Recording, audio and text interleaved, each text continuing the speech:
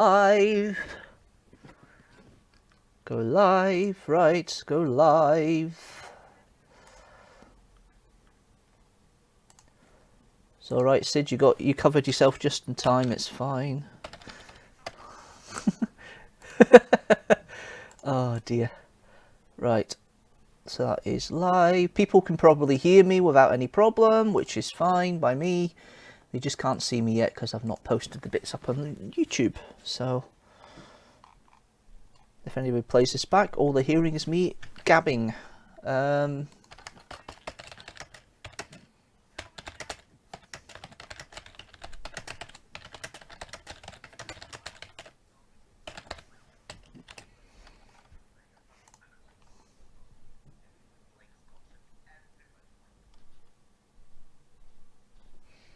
Yeah, it's a one-way conversation at the moment because the I can't hear you, or they can't hear you. So there we are.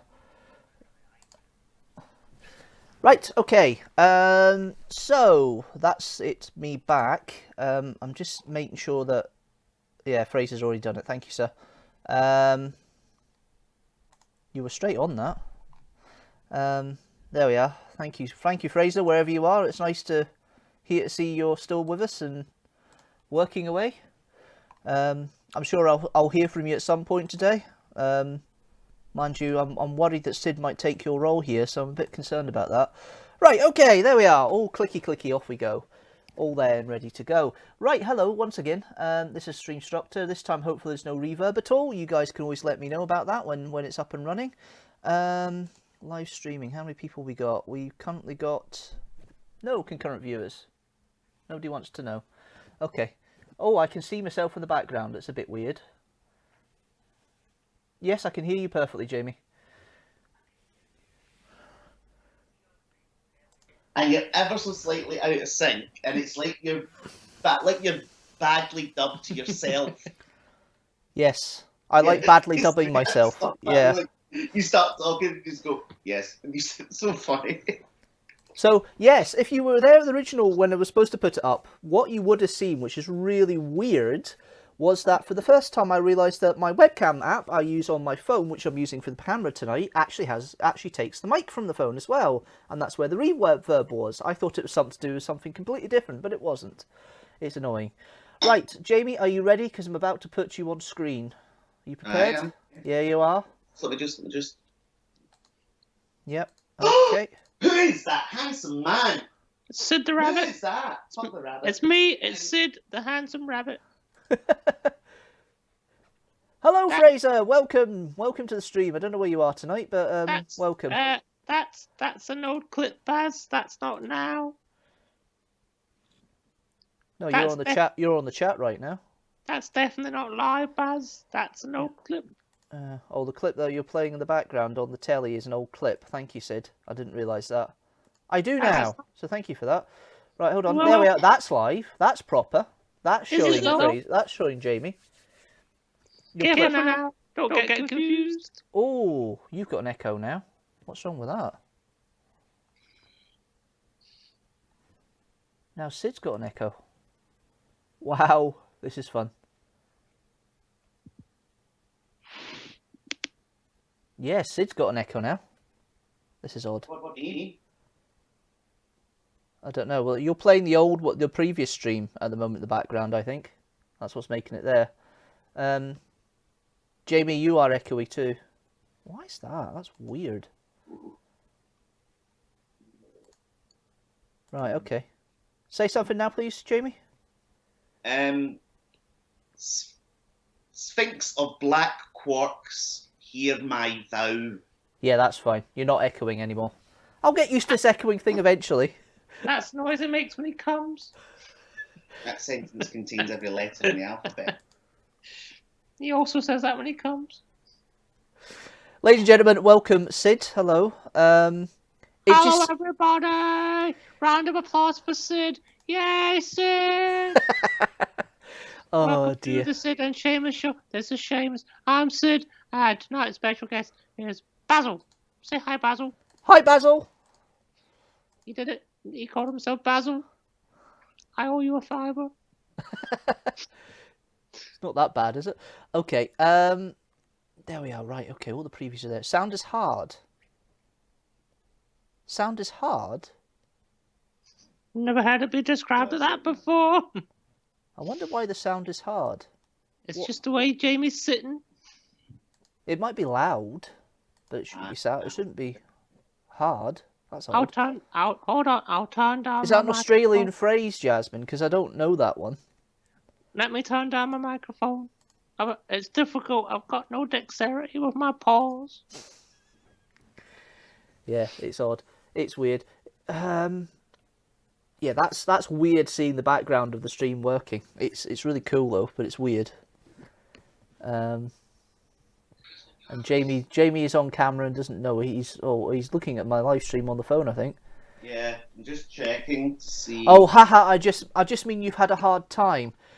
To be fair, these are gremlins I've been wanting for 18 months, Jazz. Not computer-based ones. Actual Barry not understanding the software ones. That's brilliant. So I'm happy with that. Oh, I see. She was trying to be complimentary. She was. Instead, we thought she was being technical. And I'm just hearing myself back. What? Have you got? Yeah, hold on. hold on. I'll just see if I see it in the background. No, it's not that. Weird. Are you playing it elsewhere? Because I was hearing myself again. There we are. I'm not hearing myself now. Should be fine now, Baz. Yeah, that's fine. I fixed it with my rabbit paws. You fixed it with your rabbit paws. There we are. So, what was that? Fixed it. Fixed it. Brilliant. Right, okay. Just like the phones did in Happy Days. So, yeah, hello everybody. Hey. Hey, hello.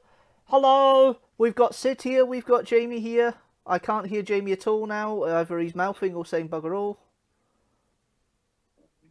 Say something, Barry? Oh, you're there. I can hear you. That's fine. Yeah, it was just very quiet. I can hear you. It's fine.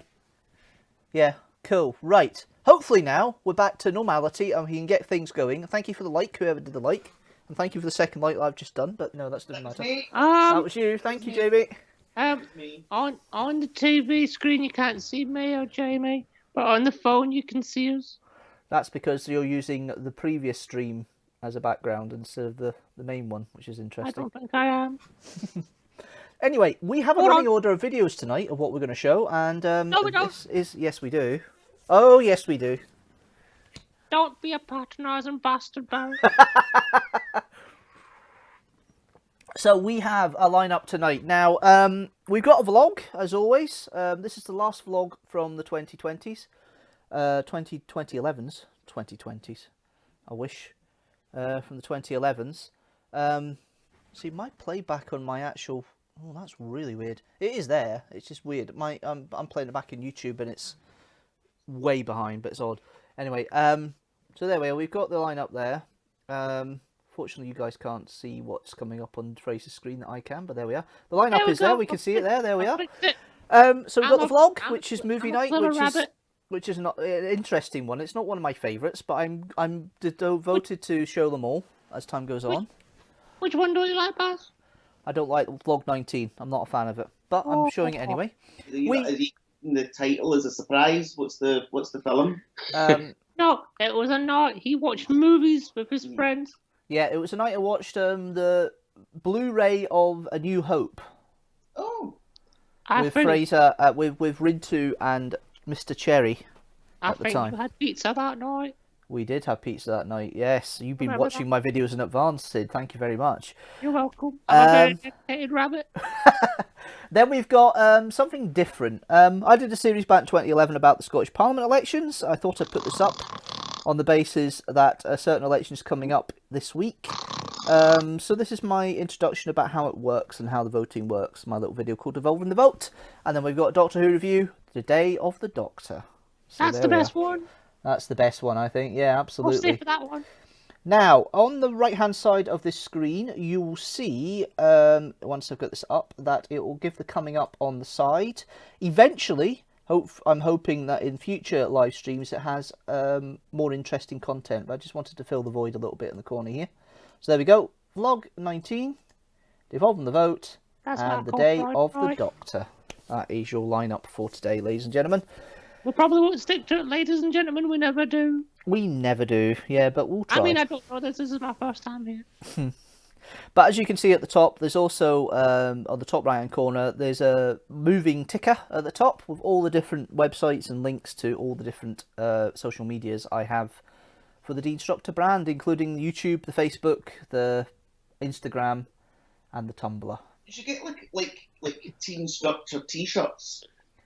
That's the thinking for merch, absolutely, Yeah, Jamie. merch and mugs and. I see Jazz And, says that Sid is killing her. Hello, Yeah. Jazz. Yeah, that comment's been up for about 5 minutes. Obviously the rum has taken effect, Sid, already, but there we are. I don't drink rum. Oh, was it not rum? Oh, sorry. Gin. It's gin. Right, okay. What Doesn't type of gin is it you like, Sid? I don't care. I'm a fucking rabbit. Gin's gin, you ass. Oh dear. We're gonna have fun tonight. Yeah, or not, as the case may be. But yeah, so birthday time. We've got birthdays Happy coming up birthday, this month, Jamie. like everybody has. Yeah, yours has just been, hasn't it, Jamie? Or is it coming up? I can't. No, it's just been. It's just been. Yes. How was your birthday? Yes, it's 23. You were 23 again, yeah. Yes. Plus 9. So, Oh, no, wait, 10. No, wait, 11. 11th. So to make your mind up, how much it is. Yeah, I know. Plus 11. No, because it was a quiet one. I don't really do birthdays, so it was relatively quiet. So. That's You good had to hear. banana cake from Jazz. Oh yeah, the banana cake was delicious. Oh God. We got drunk on some wine. Oh, I mean, I wasn't there, of course. I've only moved in last week. I could do some banana cake. Oh, it was amazing. Did you hear that, Jazz? He wants some of your lovely cake. Love And banana. as we know, rabbits like bananas. They do, don't they? It's not just a monkey thing, that's propaganda. Yeah, but the problem is that you should leave a few more raisins after eating bananas. That's the only downside of having bananas, though, isn't it, Sid? That's a lie, and you know it, Baz. So this month we have a birthday of a certain viewer to the channel, to this live stream tonight. It's Jazz's me. birthday How did you is know next it's my week. birthday? Oh, your birthday's soon, isn't it? Yeah. Didn't tell anyone it was my birthday. Good cake, says Jasmine. Yeah, I'm sure it was good cake. I'm jealous. Whose birthday is it, Barry? Who's coming up? Jasmine's birthday's Birthday. next Sunday. All right, right. Never tell a lady's age. I'm not going to go down that Birthday route. to Jazz. Happy birthday to Jazz. I don't know the rest of the words. Then we have our friend from the Who Society, Jamie, Neil. His birthday's on the 11th. No, Neil. Oh, sorry. Not Jamie Neil, Neil. Neil Cameron. Yes. Oh, I miss Neil. He's lovely. You did say Oh, you like Jamie Neal. All right, my inflection wasn't right. Bugger off. No, Anyway. it's, all right. It's fine. It's Yeah. just that, I miss Neil. He's great laugh because we love our Nigel Neil and our kind of like cult classic telly. So I kind of miss being able to talk to him about it. So, Yeah. but he's all loved up apparently in a relationship. So I've been seeing a lot of pictures recently. It does seem like Yeah. he's in a happy place at the moment, which is lovely to I'm hear. kind of hoping, when things kind of like not quieten down but open up a bit more, he'll bring him along to the group. So I hope he does. Oh. There's other group members this month who are celebrating birthdays. Sam, his birthday's on the Sam. 17th of May. Happy birthday, Sam. Happy birthday to Sam. I don't know the words. I was thinking about Sam just the other day actually. Yep. And a viewer of my channel who used to go to the Doctor Who Society. You love Sid singing to you. Oh, I love it too, Jazz. I love it too. Johnny Main, who used to be at the group long time ago, but he does watch the occasional Doctor Who review. So thank you for joining in there. He said my television companion was a well-thumbed television companion on my last review. So it is. So thank you for that. His birthday's on the 31st of May. And Hold finally, on. Happy birthday. I don't know the words. This is getting worse. Fraser, come back, all's forgiven. Anyway, right. He's dead now. I Yeah, killed he's him in he's sleep. dead. He's dead to you. Yeah, I realise He's never that. coming back. We all know who to blame. And then we have another person birthday here who's going to turn up in this video in a minute for the vlog. Rintu, his birthday's on the 22nd of May. Oh, drinks are coming. Yeah. Yes, Get well soon, mate. I don't know if you're out of hospital Yeah. yet. I think because he was in for an operation recently. I Poor don't mean, Rinty. he's in the hospital, but yeah, you're into it. Yes, he wants yeah, to be. Rinty. I'm just glad he's feeling better. So Yeah, I'm glad he's I should feeling send him better. a message to see if he needs anything, because I'm only through the tunnel. If he needs anything dropped off at the hospital, I can always bring stuff into him. Yes, he's currently at the Queen Elizabeth Hospital. Something to do with a gallbladder, wasn't it? Yeah, I think it was a gallbladder removal, Yeah. like a splenectomy almost. Yeah. You. Yeah, the poor sod has no luck half the time, that boy. It's terrible. But I always said if it wasn't for bad luck, I'd have none. So That's one way of putting it. Now, is that Coca-Cola you're drinking, or is that something a bit stronger? it's something stronger. It's Yeah. Ribena. Yeah, I thought it was Ribena. Yeah, thank you for that, Sid. That reminds me. Refer to me as Sid And now. there's a couple of birthdays in June who come up before we get to the next live stream, and the only one I want to talk about is Sean from the Who Group. His birthday's on the 6th of June, Okay, hold on. which is round about. Happy birthday to Sean. You get the idea. Oh, I forgot one person. She's going to kill me. I can't Hazel. keep doing Happy this, birthday Baz. the 24th. Happy Whose birthday, isn't it? Who? Hazel. Oh, Hazel. Yeah. Happy birthday to. She won't be watching. Happy birthday to Hazel. Happy birthday to Hazel. Happy birthday. There's also other birthdays here, but I can't be bothered talking about them. But happy birthday, everybody, for your Facebook birthdays. As I can't always. be bothered singing happy birthday anymore, Baz. No, I can't be bothered talking about happy birthdays anymore, but that's a different matter. So, we are out of lockdown. Well, getting out of lockdown. And I came through to partake yesterday and said hello to the gentleman on screen and Sid. Hello. And I helped you with your TikTok account, didn't I, yesterday? My very successful TikTok account. The Singing Rabbit, 1984. Yeah. I've got some songs on there. Go check it out. Why 1984? No reason. I couldn't get Sid the Singing Rabbit. I had to put a number on it. I suppose it's like, why 2021 not been better? No, or- 1984 is my favourite book.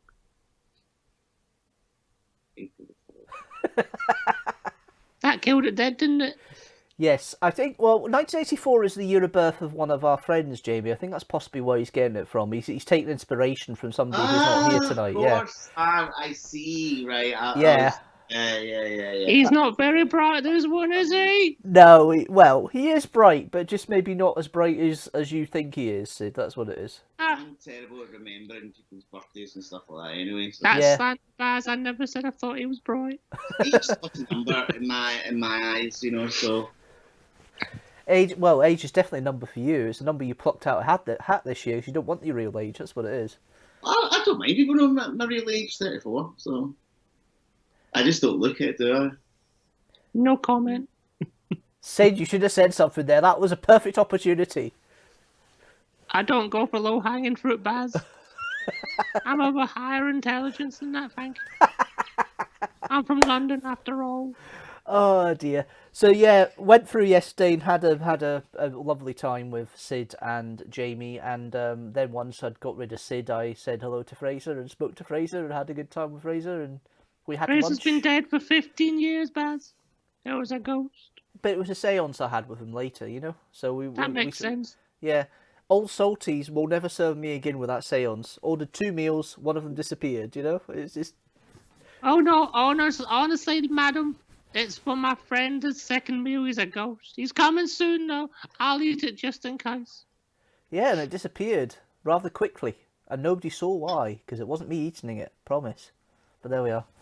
But no, it was fun. It was fun being out and about and actually being able to travel through to different council areas, which I'm going to take full advantage of later in the month with some vlogging filming. So Strange that you can just go into like a different council constituency was against the law. It's so bloody strange. it is You're not strange and weird, yeah. But it's interesting. Granted, we did. Never again. That's why I only travel by borough. Please don't say you're voting for the Scottish Family Party with that comment, because that's not what I want to hear, Jamie. Because they Good God, no. No, exactly. I'm gonna cut my own bollocks off. I think you see. Jesus, no. I think you see you in court for that, Baz. I would not even have the leaflet in my house as emergency toilet paper. That's how much. Oh, don't mention toilet paper. I'm a white fluffy rabbit. I know what you do to me. Yeah, but Jamie prefers the neck of a swan first before he goes down, before he uses rabbits for it's not cold. Have you been reading Rabelais? Have you been reading Rabelais? No, I've been watching QI clips. Rabelais, Gargantua, the giant, used to use geese. Yeah, neck of the geese. He would just wipe his arse with geese, and then apparently the swan's neck is the best thing. It gets into every nook and cranny. Yeah, absolutely. I recommend highly, and I think that the future is a bidet attachment. I don't know if I've said this before, but I thought bidets at my aunt's, because my aunt had a bidet when we went down and visited. I thought it's a fountain, a drinking fountain. Oh. Yeah, exactly. Nobody told me until I was 16. Jamie, you know, you have a baby face. Who? Jasmine. Jasmine says you got baby face. Baby face Jamie. Please stop. You make me sound like some sort of gangster when you say that. No, that's baby face Finlayson. Jamie, stop. Baby face Gallagher. He killed 14 people that we know of. It's all right. There were midgets. Well, is that because it's the only ones he can reach? I did say he did swear. He was in his shoes. When he says he's stepping out, he's not stepping up. Bannies. Sorry, you were talking about low-hanging fruit. I'll do the low-hanging fruit. You do the high tree bits. All right? I'm a rabbit. I can't climb a tree. I'm a burrow man. What? I can hop. Actually, that's not true. There's a species of rabbits that can climb trees. So, Well, that's not me. I must say I look adorable on camera. You do. You look lovely on camera, Sid. Don't know why I'm single. I've been asking that question for over 10 years, mate. I can't give you an answer to that one. I've not known you for 10 years. How did you know I was single for that long? it was just a feeling. I mean, there's some people in the proximity on this Skype call have a better feeling than you do. But there we are. No comment. Arthur's joining us later, isn't he? We don't know. Well, we don't know if Arthur's joining us. I'm actually missing Arthur this week. It would be nice to have Arthur here. Is that the man who looks like a bear? I was watching Still Gaming. There's a character in it called Big Arthur, and every time they mention his name, I just think of Arthur. Yeah. I don't know. I've not had any notifications he's live streamed tonight. Maybe he's working or he's at his mum's or something. But he's not become part of this today. It's sad. Well, if you watch it later, Arthur. Hello, how are you? Happy birthday. Is it his birthday? No, his birthday was in January. Way away. Speaking of birthdays and personalities, though, we have a little website I can go through, a little quiz later on. Another new feature I can utilise. So I would like quite to know good. my personality type, please, Baz. Yes, we can do your personality type. We can talk about that. In fact, you've done it already, haven't you? You've done the personality type quiz already, so you'll be able to tell us all about it, can't you, Sid? I mean, I've not done it. He over there has, but I haven't. He over here? Well, you pointed the wrong way there. I think you're supposed to point the other way there. I did one of those things years ago, but I can't even remember what the outcome was, to be honest. It was so long ago. Yeah. You came up with the Dalek. I would probably make quite a good Dalek operator. I'm at the right height. I mean, Either a Dalek operator or a Santaran. I do look taller than you right now. It's all in perspective now. There we are. But I could skin a rabbit in less than 30 seconds. That's all right. I'm a magic rabbit. You can't catch me. Well, I think we'll leave it there and we'll do the vlog for the first bit of video for today, ladies and gentlemen. Give us a break. No one told me about vlogs. No, it's a vlog, not a blog. It's a vlog. I said vlog. Clean out your ears. Not mine. Yeah, I suggest you maybe clean out your ears while we're doing this vlog. I know I said blog there. Thank you very much. But what? Yeah. Oh, Jamie, I thought you were going to do a tribute to your rainbow finishing exit in the Kidstructor video there. It's about to walk off. No, I was doing that. The card manoeuvre. I'm constantly tugging on my waistcoat, making sure it's nice and straight. He was doing his Rudy Giuliani. No, Rudy Giuliani. Bloody camera. He's supposed to be a lawyer. Go on with your blogs then, Bazza. Yeah, let's go on with the next video. Let's play Bye, Vlog everybody. 19. See you soon. See you soon. Bye. I better come off now.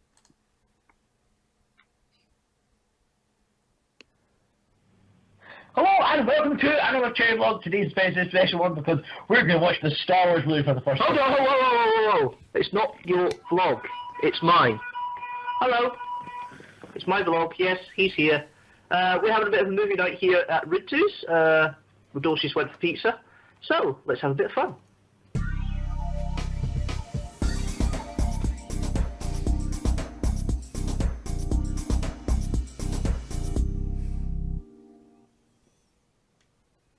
I'm too busy sorting out food. Here we are, food, pizza. Haha. In a second, I'm more than happy to talk. A New Hope. That's our one. Is that wireless What? to the telly? No, that's wireless to the telly. The telly is the thing or a wireless, yeah. Then get the internet and all that sort of stuff. Yeah, absolutely. No, I meant actually there is a physical cable then going to the telly. Yes, there is. There is. Ah. There is. Can't see any wires, that's what I was wondering. Uh-oh, here we go, standoff. David with a lot better camera setup. I've got rubbishy mobile phone, which you'll see on his. Yeah, I know. From what? No, he wins. You win hands down. David, there's a whole thingy of hot and spicy things in there for you. I'm going to have one of these, and I'm going to have the one with all the cheese, because I already have one, and you guys can have the others. Okay. I'm actually probably going to nick one of your cheesy bite things. Nope, right too. Let's make that short today as well. I promise I'll make it short because This is the curse of my diet. Well, it's the curse of my life until the diet. Cheesy bites. Really not good for me. But, so that I've had nothing since 10 o'clock this morning. It's now 9 o'clock. Time for food.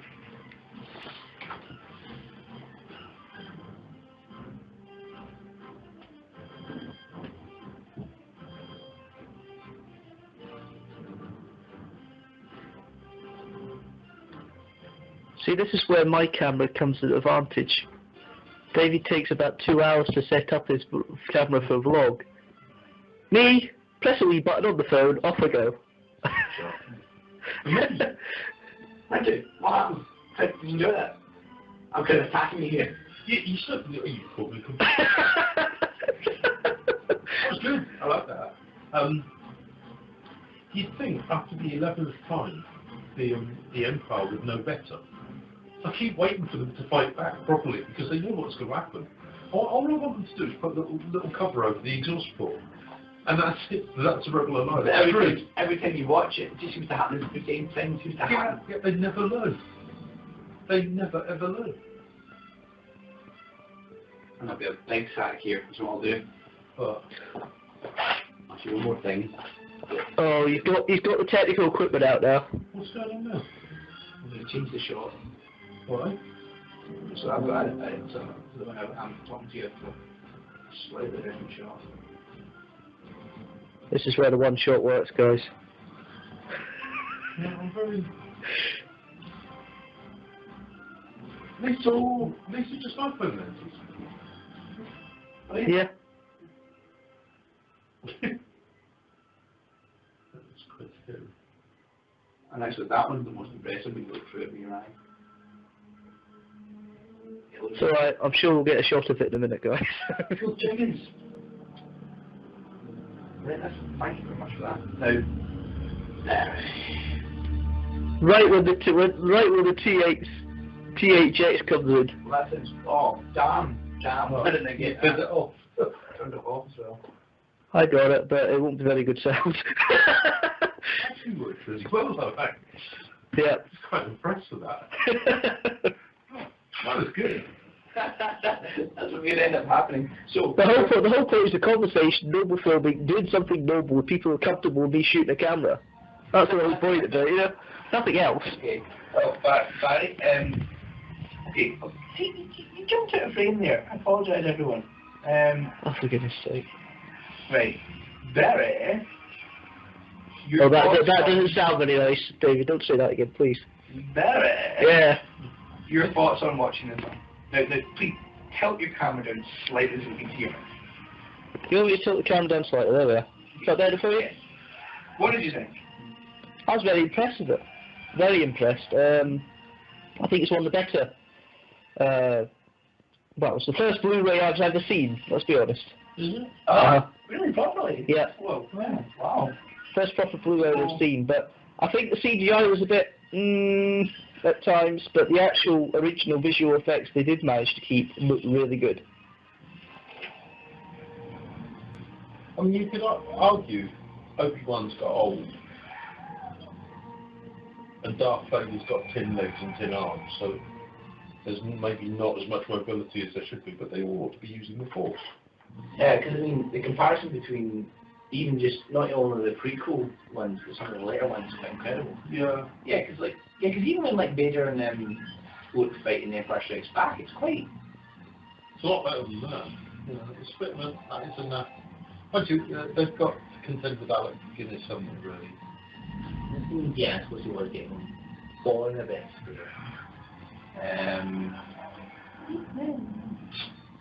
There is more that comes up. I mean, Christopher Lee. I mean, it's only 5 years or so since he did episode 3, and he's now looks like he's about to die. And well, that sounds awful, but That's because he's nearly 90, Dave. That kind of gives you a good idea that he's about to blaming die. him for the fact that he's you know that he is so I mean, he's been alive for 90 years, so no wonder the chronic. But he was in his 80s when he did the fight scene with Yoda. Yeah, when he did. That's what you're going to say. Yeah. But you got to remember the fight scene with Yoda. He was actually fighting a Muppet. Most people can look good fighting a Muppet. Yes, but he also fought. He fought Kenobi and then in episode 3, he actually had quite a nice little fight with Obi-Wan and Anakin again. And not all of that was CGI. Because sometimes, yes, when he did like battle and stuff like that, you could see that it was Christopher Lee CGI. But there were some scenes where they were doing some really quite nice swordplay. And really, I think, I suppose that part of it is just that as much as Star Wars looks great and has become something great, I suppose we do need to remember that it was. Alright, David's just finishing off some cherry blogish. After talking for so long, the battery ran out on the camera. So we've probably had a conversation about an hour, and already about half of it's probably there. But nice night, nice casual, nice relaxing. What are you doing? Relatively inexpensive, I suppose. With pizza. What are you doing filming the box for? 7-man lamp DVD, so we don't mind. No. Cutaways. Sorry, I thought you were doing 7-man lamp and pizza box. No. He always does that. It's alright, it's part of the filming. I'm gonna wrap up, I think. Oh, yeah, I'm getting knackered as well, and I've got to take David home. Yeah, so, yeah, good to give.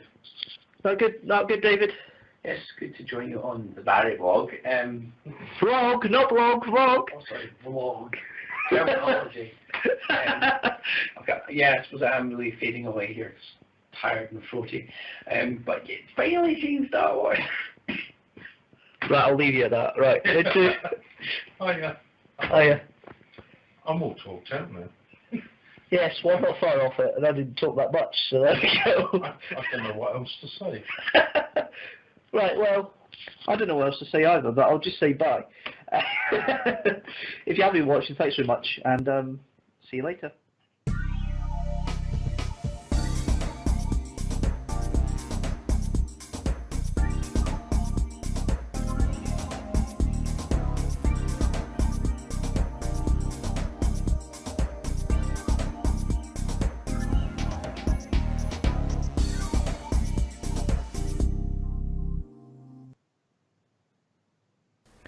Okie dokie. Hello, hello, hello. Right, okay. Well, that was one bit done. I'll just take that away because it's no longer needed. There we are. Hello. Yeah, vlog 19. Hello, hello. Hello, Fraser. It's been a while since I heard you. Sid is in the green room, Right, okay. taking a break. He's not used to all this fame and fortune. Yeah, I'm sure he's not. Jamie's away out for a fag. I see. Sorry, cigarette. Cigarette. Thank you for sending that. We hate you Why? because we've just ordered a fucking Pizza Hut. Oh, I'm sorry, but it was steak and pineapple on that cheesy bites. For some reason I liked that at that point. It was weird. Yes, a filthy steak, whatever the hell that's going to turn out to be. But I'm very excited. Yes. A filthy steak. So you'll be getting it from the Great Western Road Pizza Hut then? I don't know, mate. Probably. That's the area. Anyway, sorry, Yeah. that's a part of my life I want to kind of half forget. That's part of the reason I half forget this vlog. Yes, well, Jamie didn't know you worked as a delivery driver for Pizza Hut. It's my longest job I've had in my life. 4.5 years of hell. Hurry up my 4th anniversary at Utilita. How long ago was that vlog then? 2011. It was August 2011. My. Yeah, Jasmine says hi, Fraser. Sorry, I've been away all this time. Now, Apparently, Sid's been doing a wonderful job. So yeah, he has. He's been doing a brilliant job. Although you're the star of the show when you come on camera, and it's weird seeing you on camera. To be fair, it's weird seeing you in the background as well. It's like recursive reclusion or something like that. oh yeah, I can. Hold on. I'm pretty sure I can like blur the background. Maybe. Maybe not. Here we go. Oh, it's a little bit blurred. Yeah.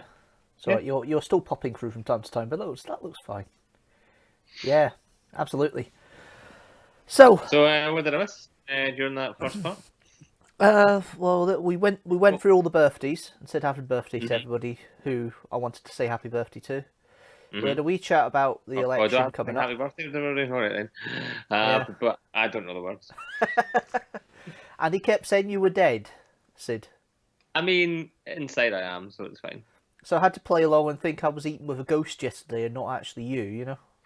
I mean, I was definitely there, Barry. I don't know what Sid's saying, but it's propaganda. He's out to get. I mean, I can sleep with one eye open. Yeah. Barry was vlogging before it was cool.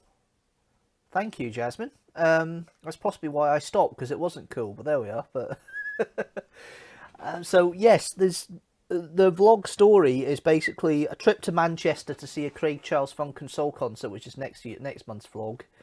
Potentially. It depends whether Content Match will slap my backside for that one.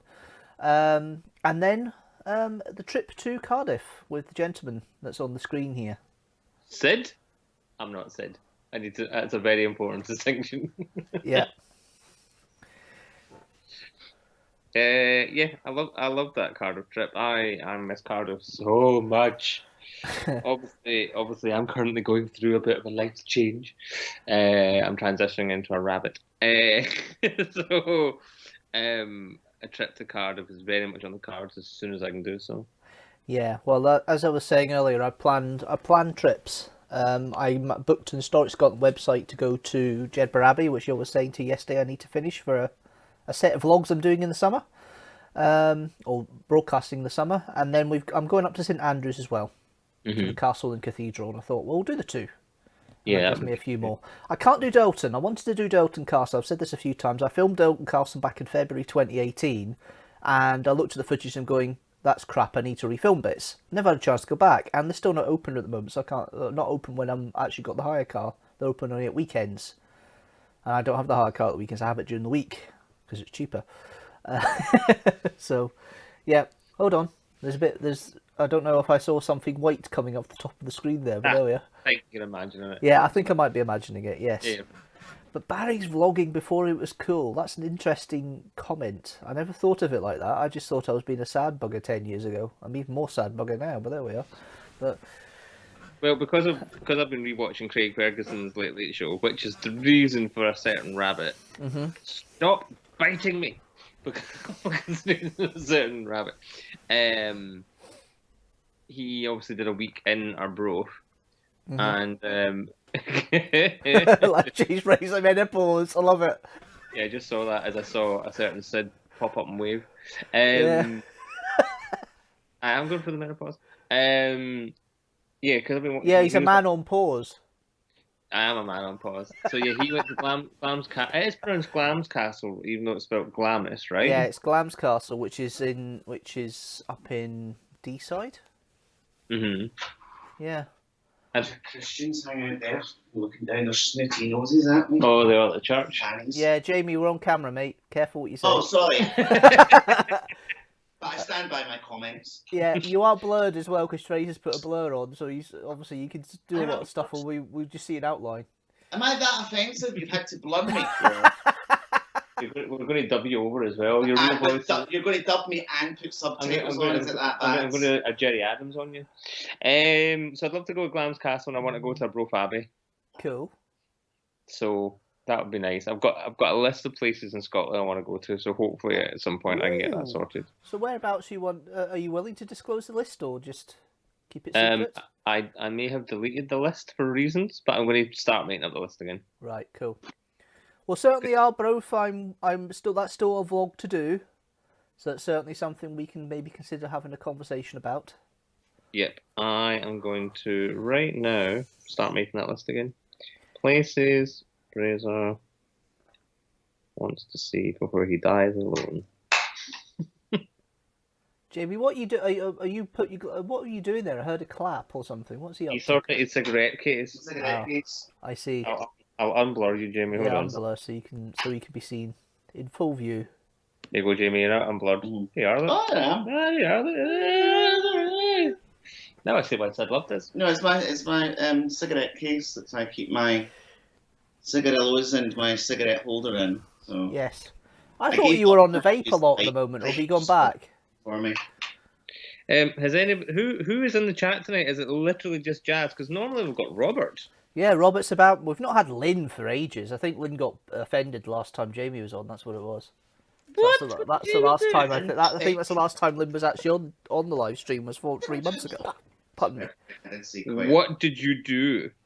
There's nothing I would have said on there that I wouldn't have said in real. Well, I mean, in Well. person.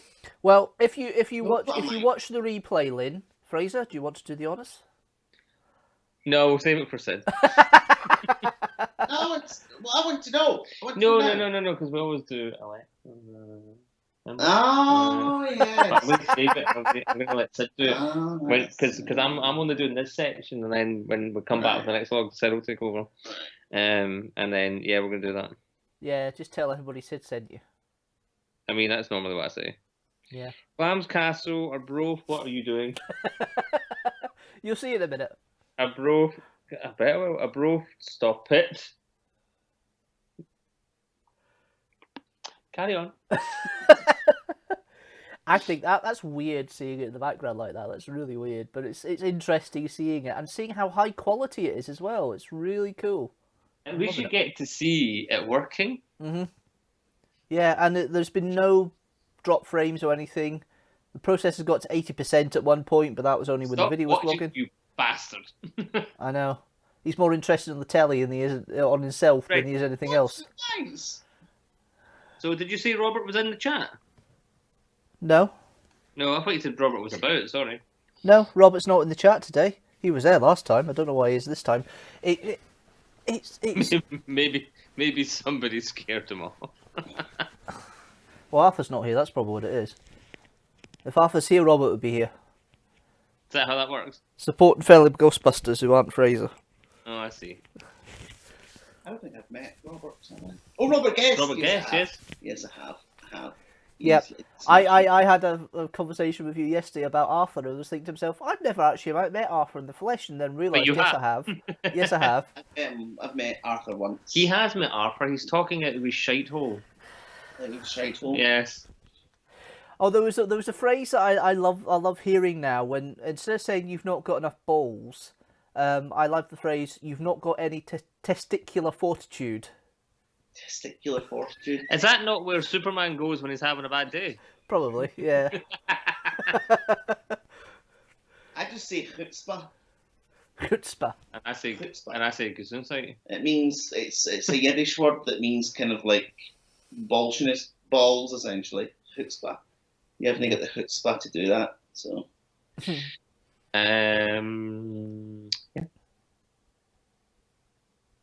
Yeah, we've gone a little bit quiet. I don't know what it is tonight. I think we're just all gone a bit. Funny. You know why? It's because he's not here at the minute. Oh, that's right. Yeah, I'm waiting for Arthur to make a response now. He's got a chance to get a word in edgeways. That's what it is. Yeah, absolutely. We're all waiting for Arthur. On you go, Arthur. Arthur? Oh, he's not here.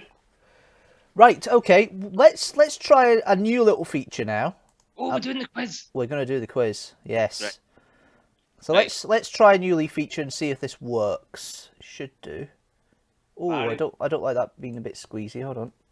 I beg your pardon. Who's squeezing who? The problem. Right. We need. Right, Oh, I know we're why the chat's doing that. That's fine. Keep watching I know. ourselves. Yep. Okay, so this is a test, free personality test. This is the website. Now, this is what Jazz was saying earlier on. Where was the comment she said? Yeah, Maya Briggs is where it is at. She says she's an ENFJ, and Fraser, wherever he is an ENFP. I am an ENFP A/T. So Yeah. I'm either focused or I'm turbulent, and I think that sums me up quite nicely. Yeah. But I will. I'll read out what my results were, like what that means for me once you guys have done yours. Cool. Well, I'm going to do my test first, I think. Okay, and we will Hosts. watch. Well, But as we obviously, watch. so we're watching on my phone now. So it's a bit smaller for you to see, but everybody is Right, seeing no, this, and I know okay, it's I'm- working, which is brilliant. Right, ignore me. I'm being an idiot. I'm just going to load it up on YouTube here. It's fine. Fair Uh-huh. enough. Uh-huh. So I know it's working. I can see it, You know, and it's quite good. I've actually got my dashboard for the. Yeah, but chutzpah is also good. She says, "Yeah, I love that phrase." Chutzpah. Yeah, Chutzpah. but Yeah, I'm chutzpah. this is great for this PC. I'm looking at my dashboard for the live stream at the moment, and I'm seeing the web page, and I'm moving the mouse about, and it's moving about on screen here, but I can't click anything at this point because it won't let me. What are you going to say there? Sorry. No, it's fine. I went onto the YouTube, but it didn't mute it, so you're going to get us talking again in a second. Sorry. Oh, I see. Right, okay. There we are. Right, so this is the questions. These are the tests. I've not done this, so I've no idea what it's going to turn out with. I've done things like this in work where you've done like, what colour are you? Leadership colour are you? Are you red? Are you blue? Are you green? Are you yellow? I've not done this sort of thing, so I don't know how this is going to work. But we can have a talk You're about right. it. This is like a phantom. What was that, sorry? Because we're now watching you on my laptop, and obviously you're speaking and we can hear you, but then your mouth doesn't move for a few seconds later. I just said to Jamie, it does look like a bad dub. Yes, it does. There is a slight delay with the video still, but it's not as bad as it was. It does seem to be going a bit more smoother than it was, so I'm happy with that. I'll get the delay. I'll get the audio delay sorted at some point. I'll find the tweak and get it tweaked, but I didn't dare do it before because I pressed a button outside the live stream. It crashed, like it did earlier on, but that was my fault. Okay, right. Let's have a look. So you regularly make new friends. Agree or disagree, or in between? This is your test. Yeah, I know. I'm just trying to think. It's like an NPS thing. No, that's 1 to 8. Glasgow Doctor Who Society. I mean, I don't regularly make new friends. I tend to keep friends I've got for a while. Then maybe go for the first agree then. Mm-hmm. To be fair, Jazz helped me through all of this. So. Yeah. You spend a lot of your free time exploring various random topics that pique your interest. I'm Doctor Who and YouTube most of the time, and I suppose I watch a lot of factual stuff. So, all right, agree. Seeing a lot of people cry can easily make you feel you want to cry too. No, I'm not that emotional. Oh my God, in that case, you're a sociopath. I don't like showing emotions, and the only people who make me want to cry are family members who are really unhappy. Apart from that, it's not something I'm really. It doesn't trigger me, so God, it needs to be close to me.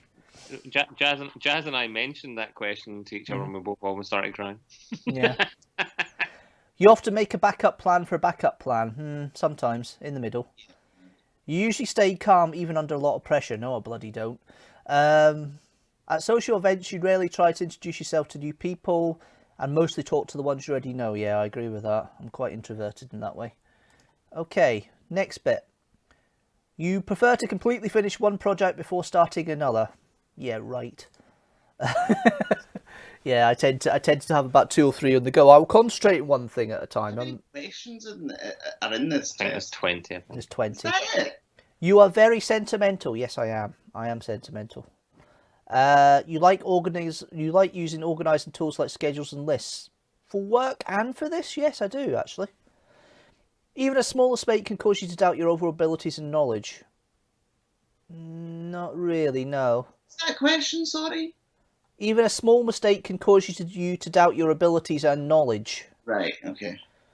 You feel comfortable just walking up to someone you find interesting and striking up a conversation. No. You're not too interested in discussing various interpretations and analyses of creative works. There is a question in here that's worded really badly, and Jazz and I got very confused, but I think we got there in the end. You're more inclined to follow your head than your heart. In the middle, depends on the situation. You usually prefer just doing what you feel like at any given moment instead of planning a particular daily routine. I can be spontaneous, but I tend to be more planned on what I do. I'll wake up in the morning and say, what I want to do today? Right, I'll do this, this and that. I won't tend to go do something off the top of my head because of confidence factor. You rarely worry about whether you make a good impression of people you meet. Well, I always worry about whether I'm making a good impression. You enjoy participating in group activities. Depends on my mood. You like books and movies that make you come up with your own interpretation of the ending. Why would I do that? I don't get that. Choose your own adventure sort of thing. No, it's just like you like stories that it might end, but it could be ambiguous, and then you can come up, what you think. Oh, yeah. You know how like when Jack and Victor go up the hill, did they die up the hill or did they die later? And I did ask Greg Hempel about that, and he said, no, we all came up with what we thought was the ending. And I said, will you tell me, Greg? And he went, no. I went, oh, okay. And then you went to Julie Wilson-Nimmo and asked her instead, but there we are.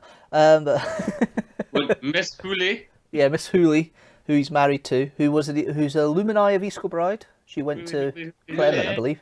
Yeah.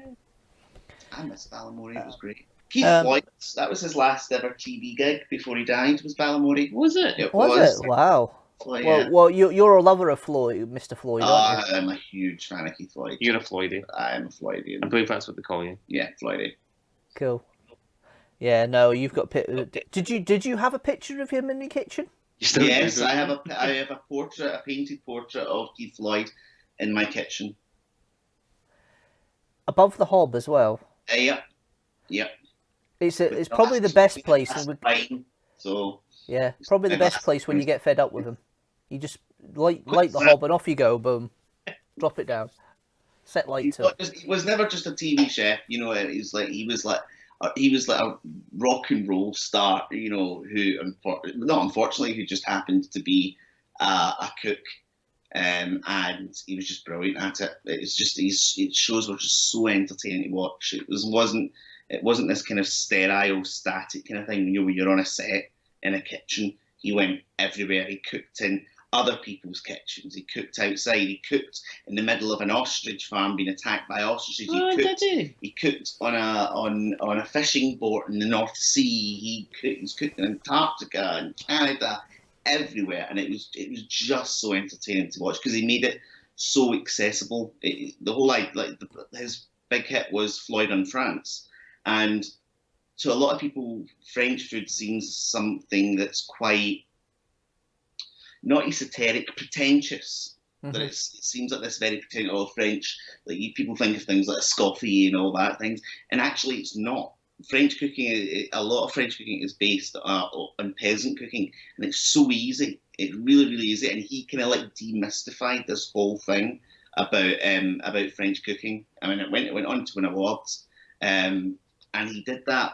Oh, he did that all over the world. Did it in the States. He even did it here. He did Floyd's tour of Great Britain and Ireland, which was just amazing. I'm going to shut the fuck up now because I go on and on about how much I love this guy, and he was one of the biggest inspirations in my life to cook. He was just amazing. Just made it so fun, so interesting. And he never took himself seriously. I think you'll find Barry has now finished the quiz. Sorry, Barry. I apologise. I've actually stopped while you were talking because it was such an interesting conversation. It's the first meander of the night, proper meander of the night. Thank you, Jamie. Oh, I do love a meander. Yeah, we do. Absolutely love a meander. Meander, that's a great word. So, sorry, just before you go, someone on, because I'm. All I'm seeing is your hand. It's very disconcerting, Fraser. There we are. In the process of redating, a lady said to me, the word lunch makes me hungry, and I thought that's a weird thing. Well, lunch. Yeah, but the word alone makes it go, oh, I'm hungry. Are you sure it wasn't lunch? She said. No, she definitely said lunch. Lunch. Well, that was interesting. Sorry, carry on. Meander. I thought maybe it was a typo, but there we are. No, it's lunch. Definitely lunch. Right, my meander's finished. Right. Okay. So, your happiness comes from more helping others accomplish things than your own accomplishments. Agree. I like to be helpful. Never usually good at it, but I like to be helpful. It's the thought that counts, and that, trying. Yeah. You're interested in so many things that you find it difficult to choose what to try next. YouTube, reenactment. What was the question? You're interested in so many things that you find it difficult to choose what to try next. Oh, yeah, that's a tough one, yeah. I like my history. History. Kind of half a small agree to that. You're prone to worrying that things will take a turn for the worse. Yes, I was. That was a fear I had about tonight, that nobody would want to be on this live stream again. So yes, I agree with that. We all showed up quite diligently. Yes, you did. Thank you. You avoid leadership roles in group settings. We'll come up with ones now. Oh, depends on the setting. I'm kind of half and half. I would have said agree quite strongly about 10 years ago, but now I'm a lot more confident in myself, so that helps. You're definitely not an artistic type of person. I disagree with that. What the hell am I doing right now if it's not artistic? They said autistic. No, artistic. I think we're all on the spectrum, to be fair, but I think I'm on the spectrum somewhere. Yeah. Oh, you got pizza. Pizza's coming. And I think I'm somewhere on the spectrum. So I think we all are to an extent. This whole thing about the spectrum and just being for people autistic. No, I think we're all on the spectrum one way or another. Yeah, it's not as simple as you are or you are not. Mm-hmm. It's because everybody's perception of normal is different. Yeah, exactly. It's absolutely spot on. Societal perception of normal is different to what people think is normal. Mm-hmm. No, absolutely spot on that one. Mm-hmm. So that's why I believe everybody's on the spectrum. So I'm sorry if you get offended with that, but I think everybody is on the spectrum. No, I'm not offended by it at all. I'm greatly offended by whatever. I don't know. He's greatly there.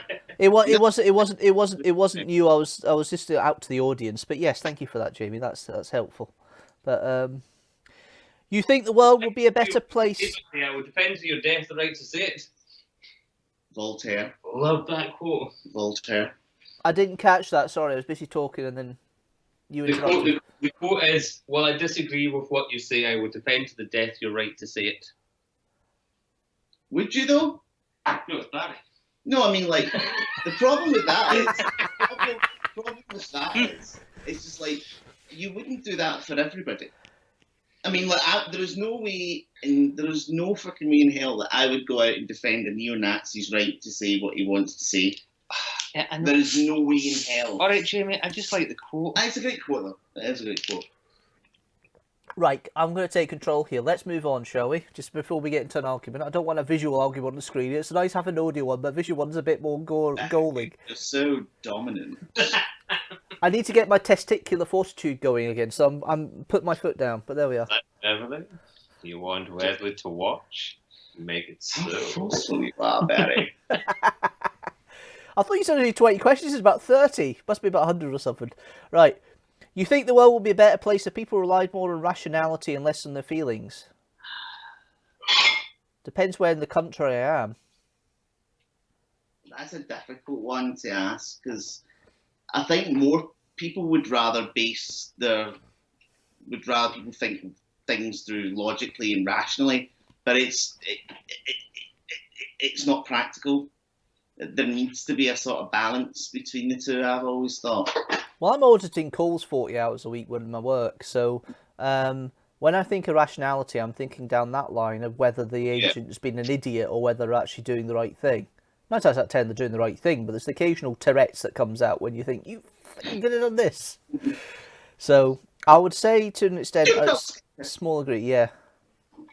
No, it's more like, you idiot, you know, that sort of thing. I don't want to. I mean, we all get frustrated. I'm a lot better now than I was, but I had a short fuse syndrome for a long time. I've worked in a call center in customer service, and I've sworn that I will never, ever, ever be rude to another customer service advisor ever again, because it is really fucking hard. Because the amount of just, you're pardon the language, arseholes that you have to deal with every single day, and they're just dumping this stuff at your doorstep as if you're personally responsible for all their bloody troubles.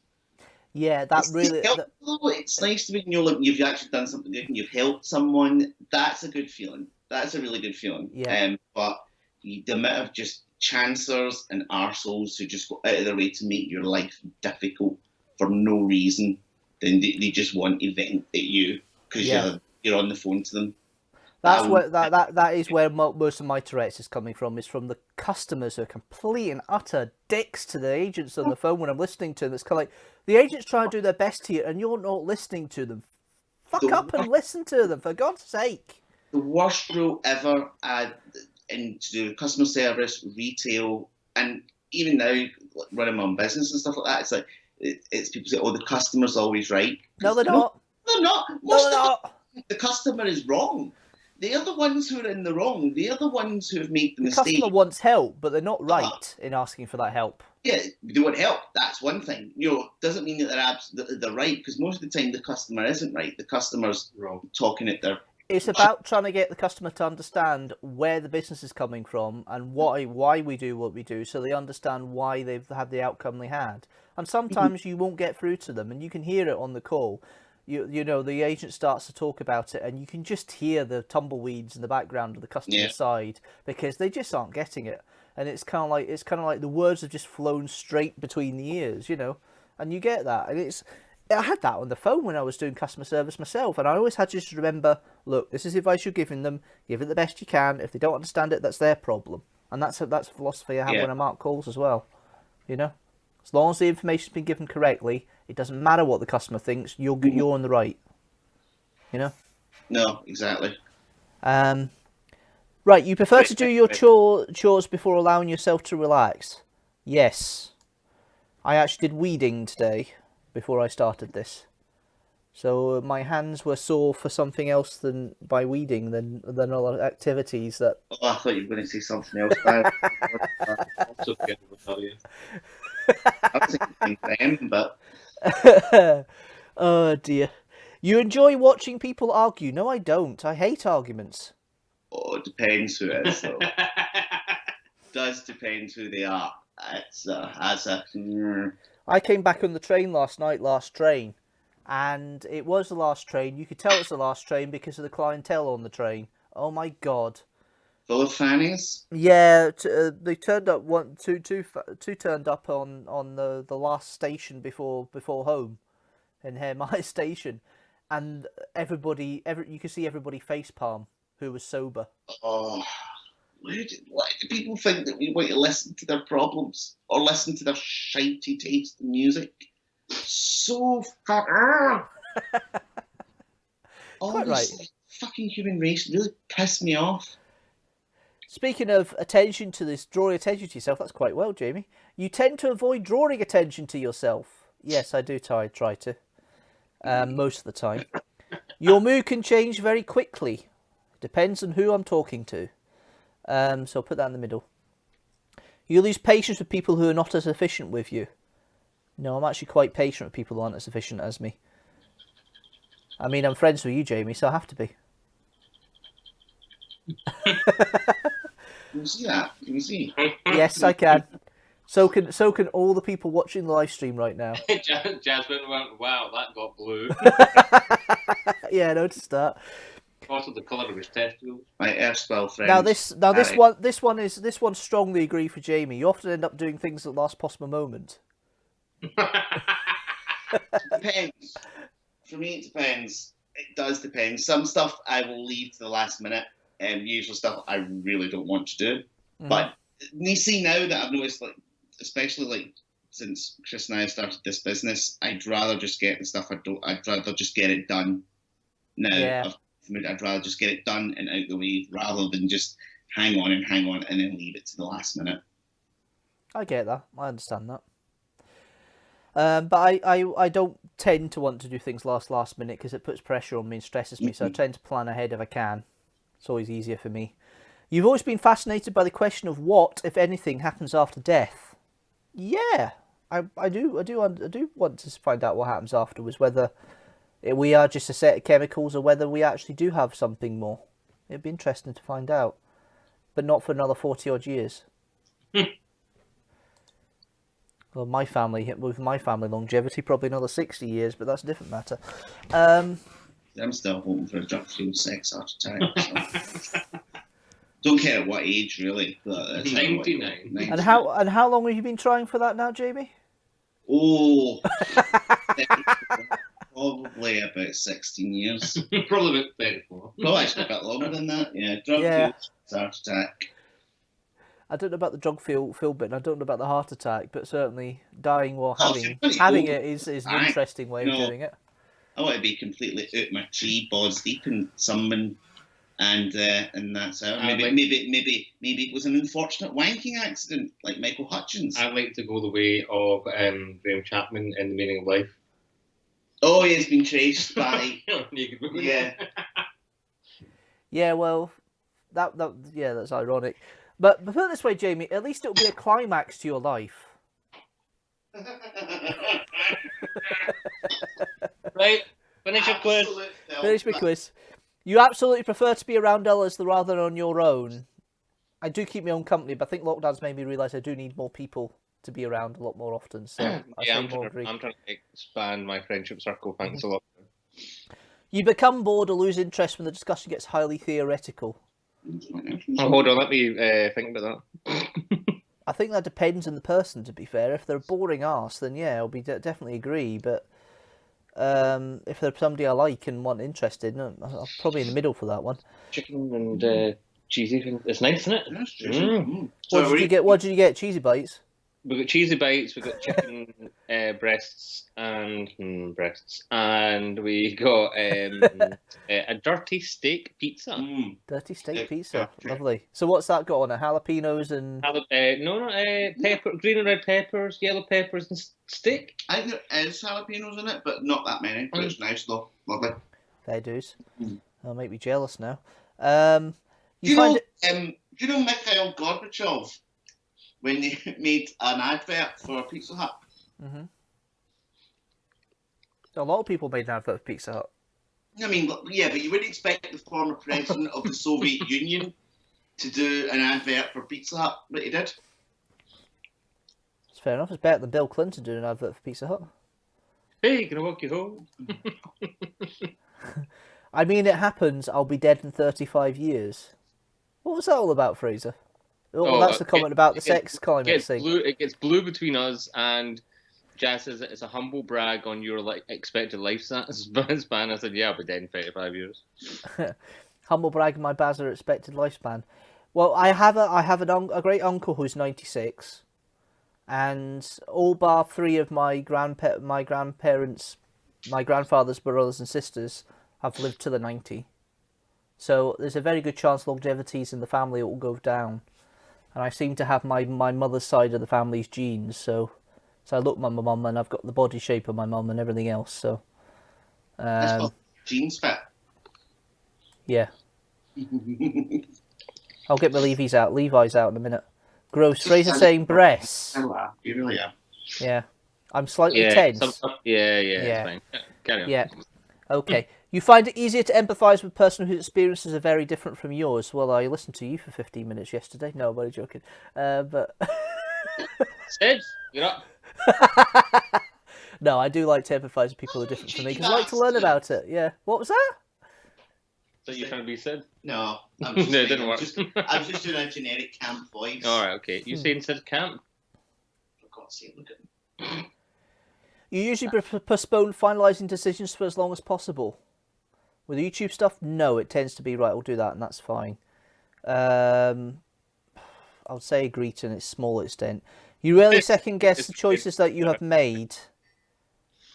Disagree. I always second guess what I say. It's part of the reason why I think I'm single. After a long, exhausting week, a lively social event is just what you need. See, post-lockdown, I wasn't so bothered about it. Now lockdown, probably a small agreement on that, to be fair. Okay, you enjoy going to art museums. It's really the only museums I'm not really interested in, so it's probably more a disagree. You often have... the right ones then. What was that? You're not going to the right ones, he says. I don't mind seeing art of archaeology stuff, but I don't get. It's a picture. It's been painted. It's lovely painted, but I don't get the meaning of it. It's not my sort of thing. You often have a hard time understanding other people's feelings. Yes. I feel I'm very tactless at times. That maybe plays into your suspected autism spectrum. Possibly. You do have a to-do. You like to have a to-do list for each day. Work-wise, yes. Personal life, not really. So can't agree. You rarely feel insecure. Disagree. You avoid making phone calls. See when I was the vlog, the time when I was doing the vlog, I would agree with that. Now I'd probably say I'm more likely in the agree stage. No, other way around. Bugger. It's that way. There we are. Yeah, Disagree. Yeah. It's just the next step, I suppose. I said to Jazz I prefer making phone calls, and she goes, yeah, well, that's an old man thing. I'm kind of the same as well. I prefer to phone people usually, so... Sorry, Barry, please continue. I found as I got older, I actually prefer to speak to people to speak my mind directly. I find it more difficult to type. To type my feelings, I'd rather say my feelings, and I think it's possibly because I'm used to make myself an idiot with myself once every week for filming for this channel. You know. No comment. Yeah, exactly. You have to spend a lot of time trying to understand views that are very different from your own. Yes, I try and understand everybody. It's difficult at times because there's a lot of assholes out there, but I do try and understand. In your social circle, you find you're often the one who contacts your friends and initiates activities. Depends on the friend. I'm the same, yeah. Yeah. If your plans are interrupted, the top priority is to get back on track as soon as possible. To a small extent, yes. You are still bothered by the mistakes you made a long time ago. Yeah, fucking 10 years ago. Right, okay. Anyone who says they have no regrets in life is a fucking liar. Yeah. So yeah, that should be agree, not disagree, idiot. You rarely contemplate the reasons for human existence or the meaning of life. Well, I know it's 42, so that's probably an agree. Disagree. Your emotions can control you more than you can control them. When I was doing the podcast stuff and in Pizza Hut, certainly I would agree with that. Now I'm slightly more nuanced, so I'd probably say a small agree. You take great care not to make people look bad, even when it's completely their fault. No, if they're a fucking arsehole, I'll make them out to be a fucking arsehole. I don't know, I don't like making people feel bad about themselves. No, I'm the same. I'd rather we have a discussion about it. I mean, don't get me wrong, I've met some complete arseholes that I don't give a shit how they look, because they bloody deserve it. But, you know, like, even people I just met and we disagree on things, I don't want to go out my way to make them feel bad. I don't think that's a very healthy thing. I think that's only insecure people do that, go out their way to make other people feel bad about themselves. It's pretty shitty. The only thing is I've had a lot of people tramp on me in life, so I've become a bit more hard when it comes to people taking the absolute rip at me. I don't like it. So there's nothing wrong with like standing your ground and fighting your corner and stuff like that. But when you go out of your way just to make people feel bad about themselves because they've got a different opinion, that's do you know what? They're not even worth bothering about. They're not even bothering with trying to engage with them, because they'll be so insecure that they just want to make people feel bad about themselves, so they can feel good about themselves, and that's not a fucking good thing. Yeah, I'm not of the route where I'd be an arsehole to everybody, but I mean, if you know, I don't have time for some people, and I think that's probably just my hardened attitude from experiences with other people, because I like to help people, but if they knock me over, I'm more likely to turn around and say, see you later, rather quicker. Right, so your personal work style is closer to spontaneous bursts of energy than organised and confident efforts. Well, considering I've been doing weekly videos for 5 years, I think I'm probably more disagree on that one. Because it's more organised, consistent efforts. When someone thinks highly of you and wonder how long it will take them to feel disappointed in you. Apart from mum, dad, sister, you two, and a couple of others, I would agree with that. I'm the same as well. I don't. What's the say? I don't generally care what people think about me, but people who are close to me, I care about their opinion. That's important to me. Yeah.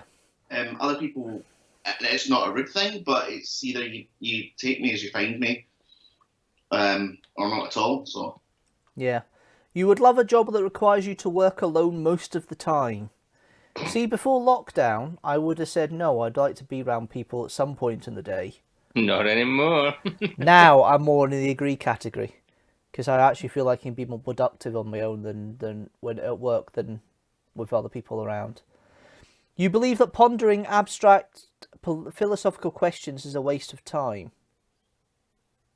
I'm not a spade person.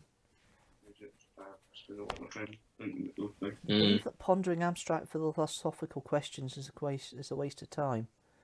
Saying philosophical is a waste of time. That's 3 times I've taken to say it right. I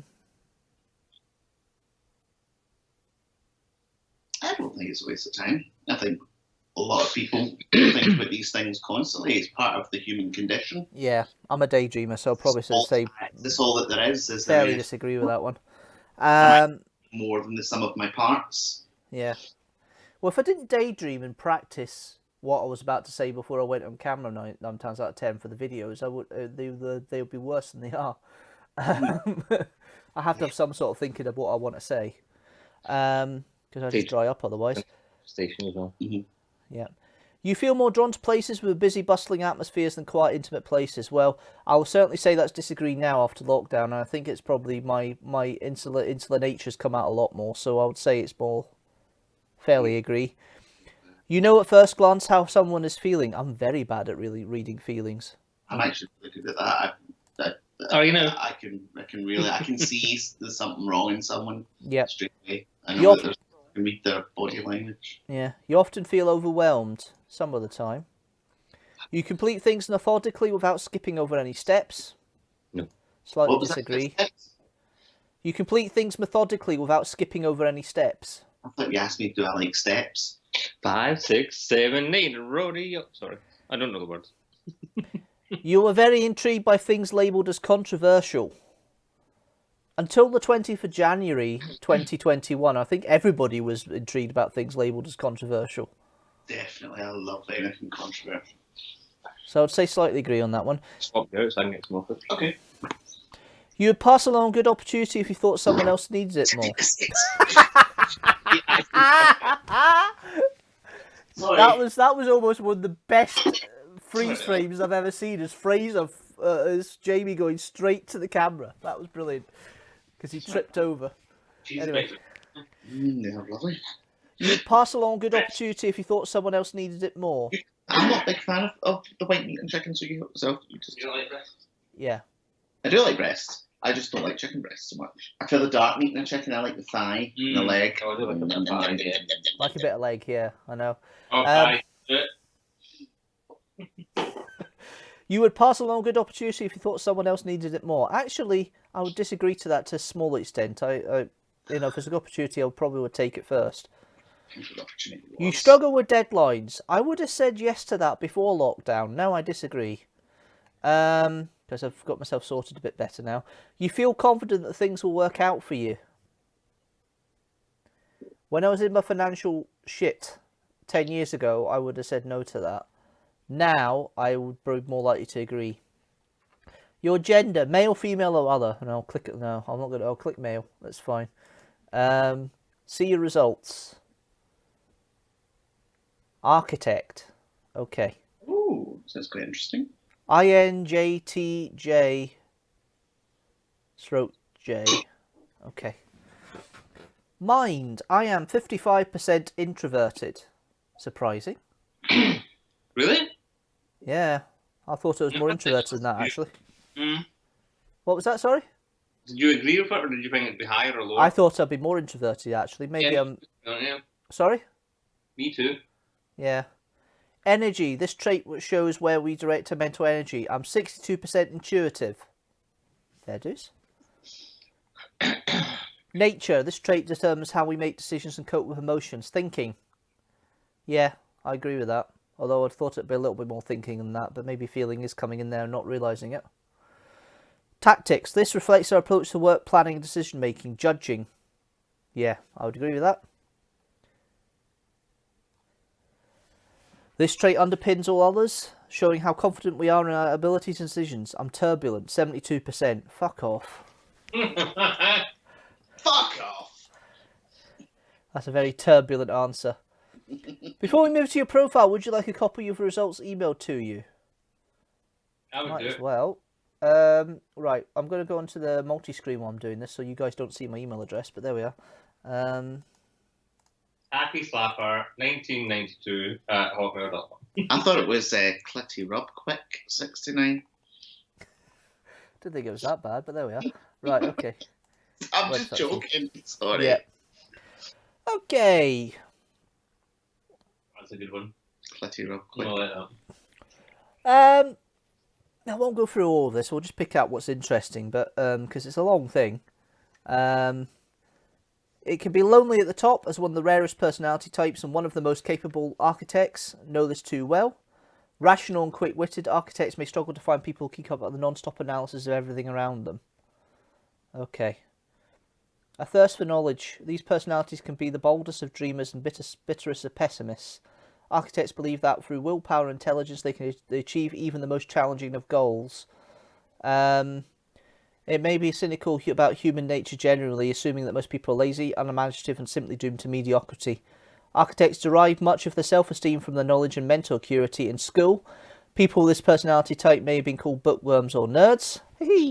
But rather than taking these labels as insults, many architects embrace them, certainly have. They are confident in their ability to teach themselves about and master any topic that interests them, whether it's coding or capoeira. What? Capoeira? I can't even see that word. I can't see it. Capoeira.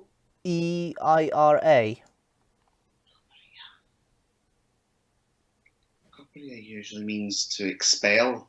Aurea. Capoeira. Just Google it, Barry. Yeah, Google it. To expel. Aurea usually it means to expel in Greek. So it's like you've got logorrhea and diarrhea.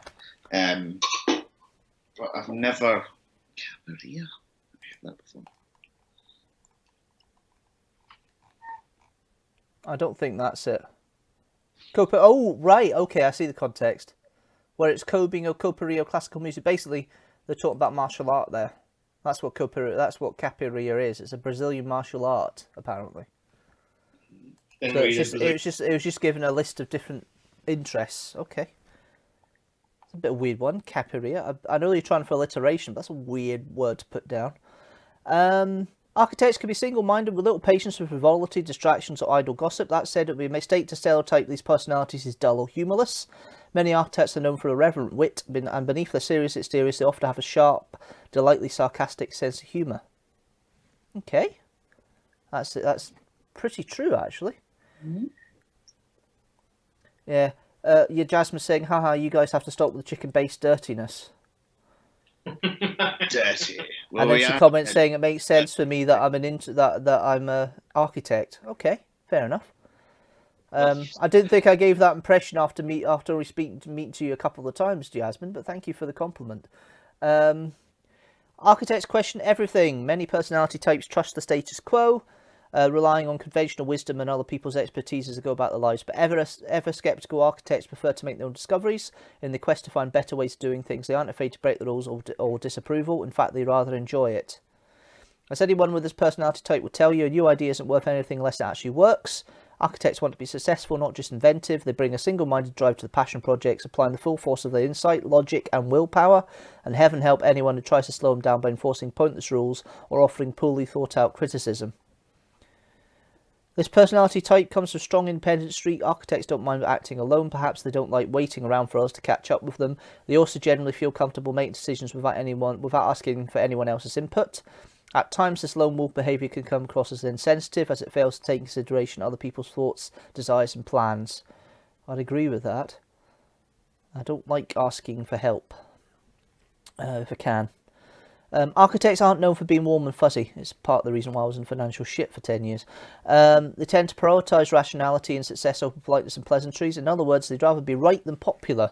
This may explain why so many fictional villains are modelled on this personality type. You saying I'm a fucking villain? Right, okay. Because architects value truth. To get you a super villain name. Well, yeah, I've got a good beard. I probably could be a good villain, to be fair. But you should team up Dr. Diabolical and you. Dr. Diabolical and the Doctor what? Pardon? Sorry? Oh, that's my super villain name is Dr. Diabolical. Right. Fair enough. I'm like a cheap rip-off version of Doctor Doom. Shouldn't you be Dr. Quake then? No, that joke didn't work. Okay. Because architects value truth and depth, and many common social practices from small talk to white lies may seem pointless or downright stupid to them. As a result, they may inadvertently come across as rude or even offensive when they're only trying to be honest at times. Architects may wonder if dealing with other people is even worth the frustration. Yes, I can be quite curt and say things the wrong way. I agree with that completely.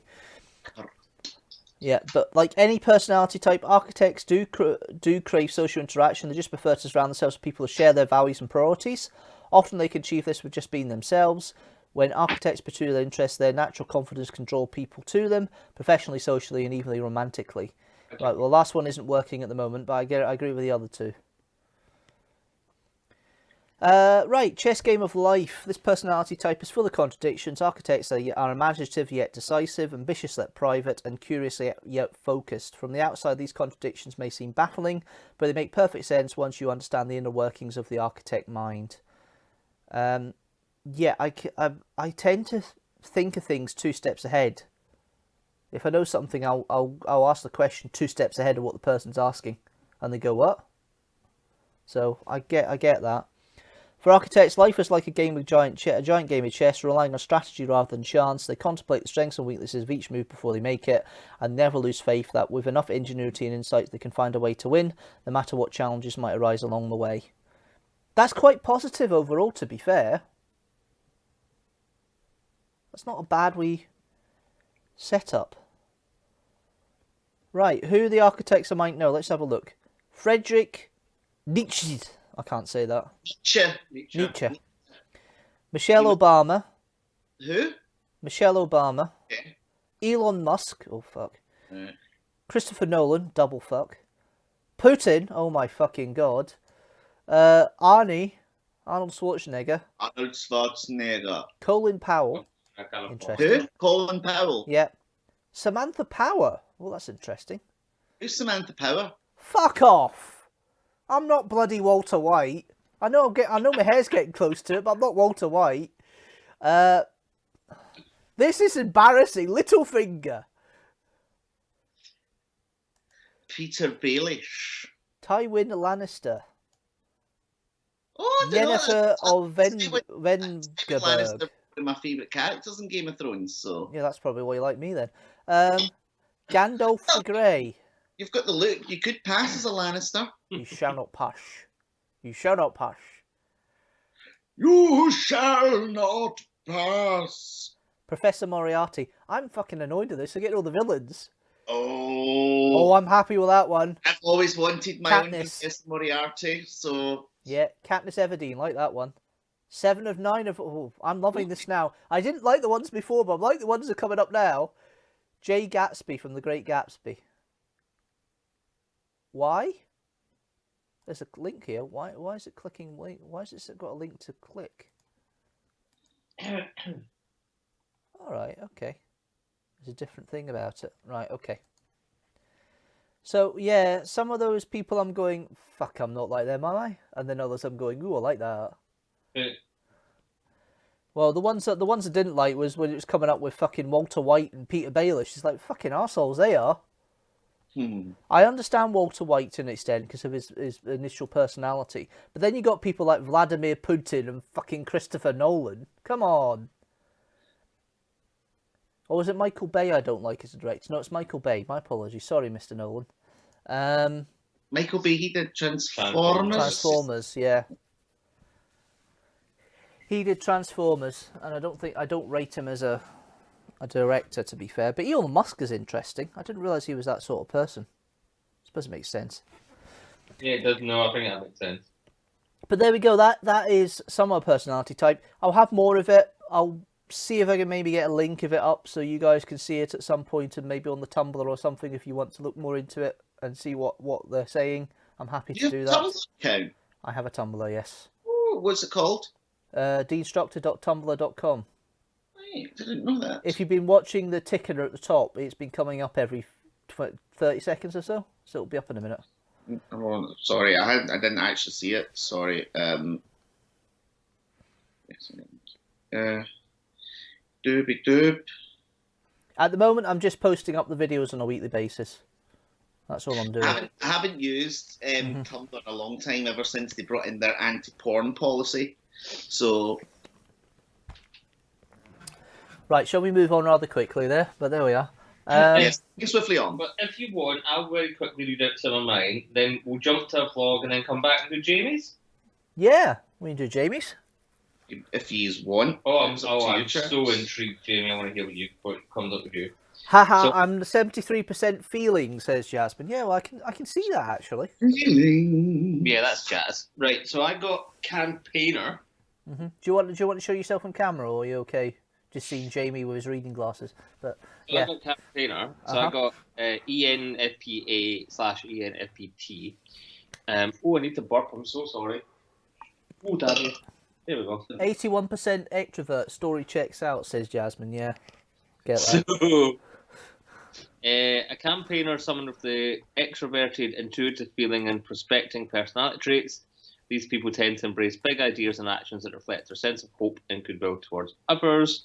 Their vibrant energy can flow in many directions. So I'm a true free spirit, maybe. They're often the life of the party, but unlike the explorer role group, campaigners are less interested in the sheer excitement and pleasure of the moment than they are enjoying the social and emotional connections they make with others. I agree with that. Charm, thank you. Independent, more on the Scots, energetic and compassionate. The 7% of the population that they can comprise can certainly be fair in any crowd. So strengths and weak. Oh, well, I'll see who I'm apparently like. Is it on here? So I've got Robert Downey Jr. Right. Robin Williams. Yep, that's cool. Quentin Tarantino. Makes sense though. Kim Nam-joon. That's Kim Jong-il's sister. No, Kim it's Jong-il's not. sister. No, it's not. It's not. Russell Brand. Oh God. Kelly Clarkson. Will Smith. Will Smith, interesting. Meg Ryan. Ellen DeGeneres. Michael Scott from The Office. Spider-Man. Makes total sense. I've always said this. Yep. Phil Dunphy from Modern Family. I'm a total Phil. Piper Chapman from Orange is the New Black. I'm washed from Firefly. Oh, I need a moment. Did you hear that, Jazz? I'm washed from Firefly. Kim Nam-joon. I'm now worried for you if you're washed from Firefly. Poor Wash. I'm also a Carrie, at last I know. I'm a Carrie. Willy Wonka. Strengths and weaknesses, it all makes sense. I'm curious. When it comes to new ideas, campaigners aren't interested in brooding, but I am quite broody. They want to go out and experience things and don't hesitate to step out of their comfort zones to do so. I need a wee bit of a push. Campaigners are imaginative and open-minded, seeing all things as part of a big mysterious puzzle called life. Oh. I'm observant, so I believe there's no irrelevant actions, that every shift in sentiment, every move and every idea is part of something bigger. To satisfy my curiosity, campaigners try to notice all of these things and never miss a moment. Who did that? I'm energetic and enthusiastic. Apparently I'm an excellent communicator. Funny how we were saying that yesterday, Baz, that remember you said that I wasn't good. I am one of the most communicative persons that you know. Yeah. I know how to relax. I'm very popular and friendly.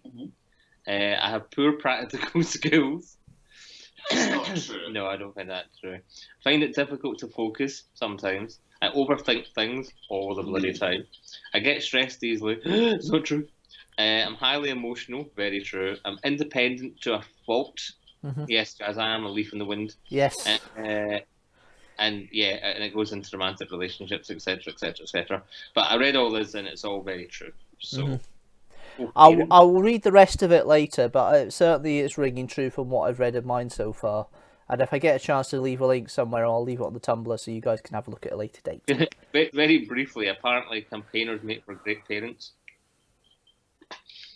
Yeah, well, I'll check that and see if I'd make a good dad. I think I would.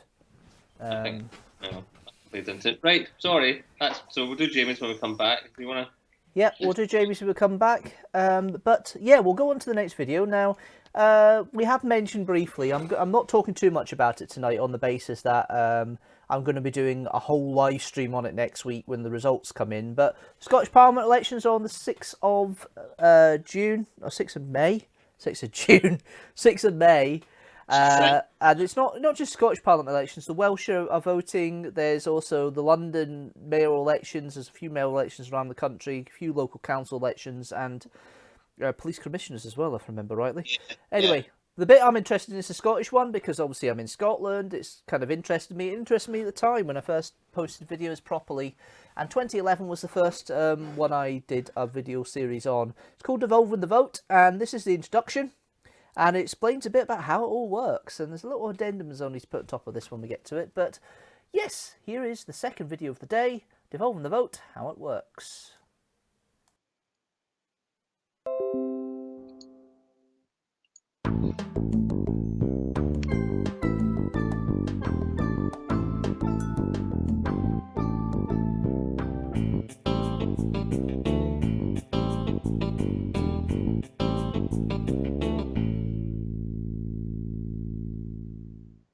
Hello everybody, welcome to another little series, again on politics.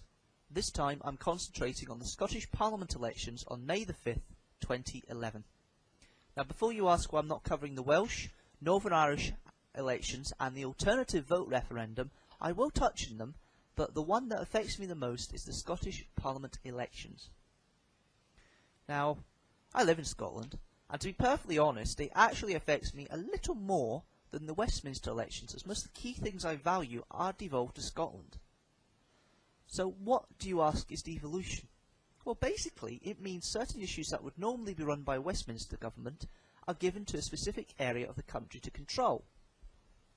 In Scotland, this is education, agriculture, justice, and the ability to add 3p extra to the pound onto income tax, which Scotland has never done. They had the option since 1999, but they've never used it. So, why does Scotland have a separate parliament? And for those outside of the UK, why does it matter? Surely the whole country's infrastructure is run from those Gothic-style chambers in London.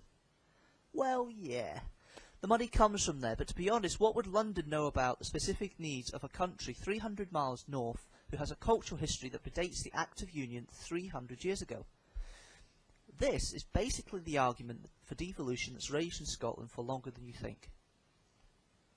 So where does it stem from? Well, Scotland has basically wanted some more autonomy from down south since they signed the Act of Union in 1707.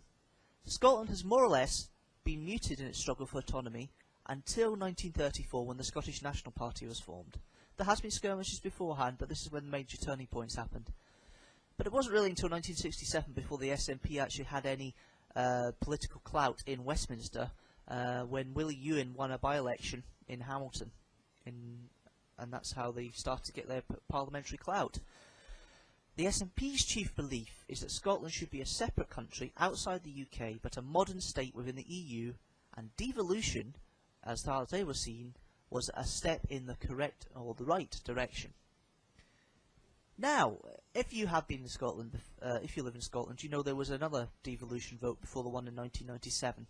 In 1979, Scotland had a vote on whether it wanted devolution then, and in the end, 40% of the electorate had to support the move. And although over half of them, half the people who voted said yes, not enough of the electorate of the whole actually voted. 64% of the potential electorate actually voted, 51% of them said yes, but that in the overall scheme of things was 40% less than the total people who could vote. And it fell through. A little bit confusing, still does my head a little, so don't worry, you're not the only one. In 1997 though, Scotland was given a second opportunity to gain devolution as part of the new Labour government manifesto pledges. This time the answer was overwhelmingly yes, and in 1999 the Scottish Parliament elections were held for the first time. This is the fourth one they've had since 1999. They had one in 2003, one in 2007, and this year, and they had one in 1999, of course. I will cover the 2007 election next video. But how does it work?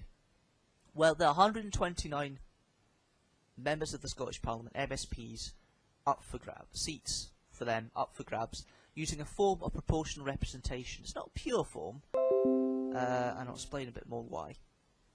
You vote twice, but after all the votes have been counted, the Parliament should more or less represent the actual percentage of votes cast for each overall party that stood in the elections. So how do they do that? Well, you have the constituencies like the Westminster Parliament, and it's first past the post like the Westminster Parliament in these constituencies. There's 73 of them. You vote one slip of paper for your candidate that you want to pick, just one vote, one cross, and the person with the most votes gets the seat. The other 56 are called list candidates, and basically the parties will publish a list a few weeks before the election of who their preferred candidates would be if they were elected in this list system. So for the SNP, for example, their top MSPs would be, if they don't win constituency seats, their list starts at Alex Salmond, Nicola Sturgeon, and then it moves on down from there.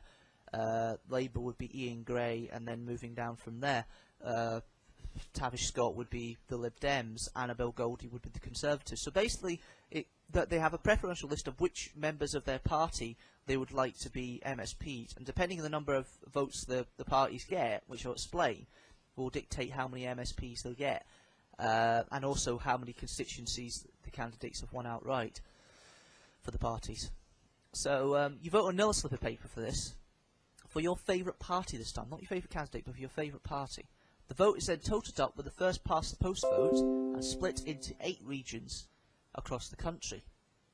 Out of each region, 7 MSPs are chosen depending on how many... 7 MSPs are chosen. Depending on how many constituency MSPs have been selected for each party, will dictate the actual number of MSPs the party could gain in the Scottish Parliament. For example, in the 2007 election for the Central Scotland area, Labour won 8 out of the 10 seats for the first past the post vote, with the SNP winning 2 of them. So when the overall vote came out, the share, SNP added 5 more, the Lib Dems and Conservatives got 1 more MSP each, to try and reflect the overall share of the vote as it was totaled up. It's not accurate, but it's a lot closer to voters' actual intentions than you would ever get in a first past the post system. The actual persons who would be elected, when based on each of the parties' preferences, are on the list of top candidates, which I mentioned earlier on. And basically, that's how the 129 MSPs who sit in Parliament will more or less reflect the actual vote of the Scottish people. It's not exact, because you obviously get the minority parties that get a vote. But, you know, in the past, 1999 and 2003, you had socialist MSPs, Tommy Sheridan in 99, and then 5 others in 2003. You had a couple of the Greens and Independent in the 2007 election, but it kind of tightened in. And I'm going to explain that a bit more next time. And I think that's enough for this video. But as I say, next time I'll be looking at the 2007 elections, what happened, and what is set to change this time round in regards to the seats, the parties, and everything else, and what the political situation is, because it's a lot different from last time. So till then, thank you very much for watching this video, and I'll see you in the next one.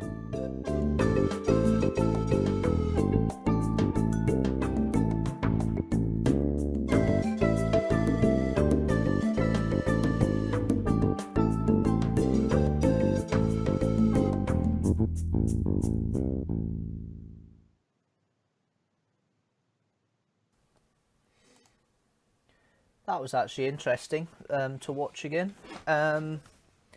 Maybe not the most interesting videos out there, but I can actually tell it was quite auto-cued as well, which is quite interesting in its own right. But there we are. Oh, I'm hearing feedback. Oh, I don't know why. TV's off. Well, it's not you. I think it's coming from your Skype.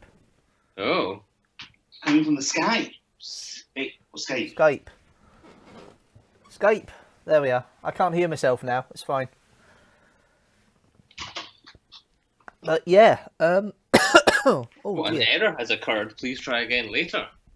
An error said, well, I can still see you. I can still hear you. No, on YouTube. Oh, on YouTube?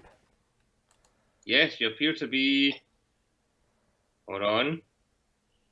Yeah, wow, hold on a minute. Yeah, I'm just having a look to see. Hang on. Okay, you're back on now. I was about to say, I don't know why there's an error. It seems to have been consistent all the way through. Strange. Anyway, you're fine now. Anyway, hello. Oh, well. Hello again, yes. Yeah, so that's one of the most important political things that's happening in the next few weeks. I'll give you a spoiler what happened on the election 11 years ago. You will find that 10 years ago, the SNP won a majority, and it looks like they might do that again this time. Although the polls are saying that it could be just a miss out. I don't know. Okay, hello everybody. Yep, the disembodied voices are back. I love the fact that you guys is that wine or is that Coke? This is Pepsi. All right, okay. Right. If you've seen the Inferno review that me and Jamie did, we were drinking red wine out of tumblers. Yeah. So that seems to be a Jamie thing. He drinks wine out of tumblers. There's nothing wrong with drinking it out of a tumbler at all. No, there's nothing wrong with it. It's just an interesting quirk. Yeah. Yes. Depends. I mean, like, red wine glasses are designed in a way that they'll help. They'll help kind of accentuate the bouquet of the wine, but taste and stuff like that. If the wine is properly chambred, it should be fine. You can drink it out of a cup, a mug. In France, like most people drink, like if they're having wine with lunch, you know, they tend to just have it in a wee glass tumbler. Doesn't make any difference really at all. Shall we do personality tests? If you want. Shall we do Jamie's? Yes, we can do Jamie's. Would you like to do it on screen so it's more visually entertaining? I'm going to see if I can get it up on screen here so I can do it, because at the moment it's got my profile, so I need to come out of that and start again. But oh, Barry. Oh. Right, okay, so we'll take the test, we won't log in, and we'll just do it this way. Right, okay, let's get the web screen up. Oh, there. There we are. That's us here, look. That's us. Can you see that, yeah? Hold on, 2 seconds. Not yet. It's not come up yet.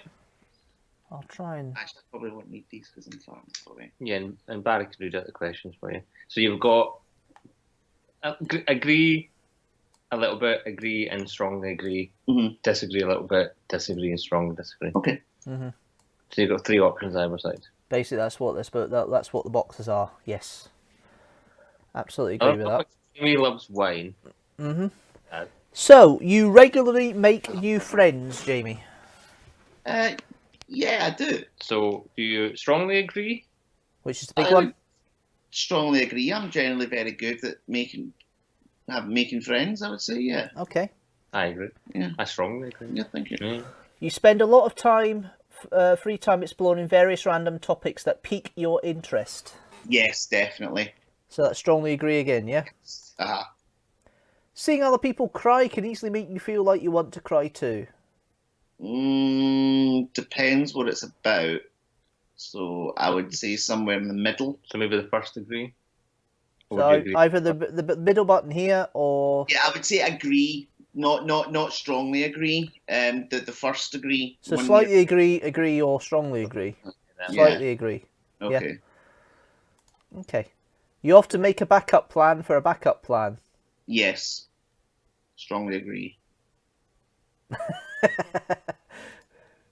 Right, you usually say calm, even under a lot of pressure. Strongly agree. I do say that usually in stressful situations. I would agree with that. It's very rare I've seen you lose your temper. Yeah. At social events, you rarely try to introduce yourself to new people, mostly talk to ones you already know. I strongly disagree with that one. Yes, I haven't. Yeah, strongly disagree. I'm generally quite. You're the first person in a party that will come and chat to everybody. Yeah, I'd make a point of trying to talk to everybody, so and getting to know everyone. So Getting to know you. getting to know all about you. Take us in. No, he's not there. He does look like he's dead though. Speaking of love and be friendly, Jazz has just said, I love how much Jamie loves wine.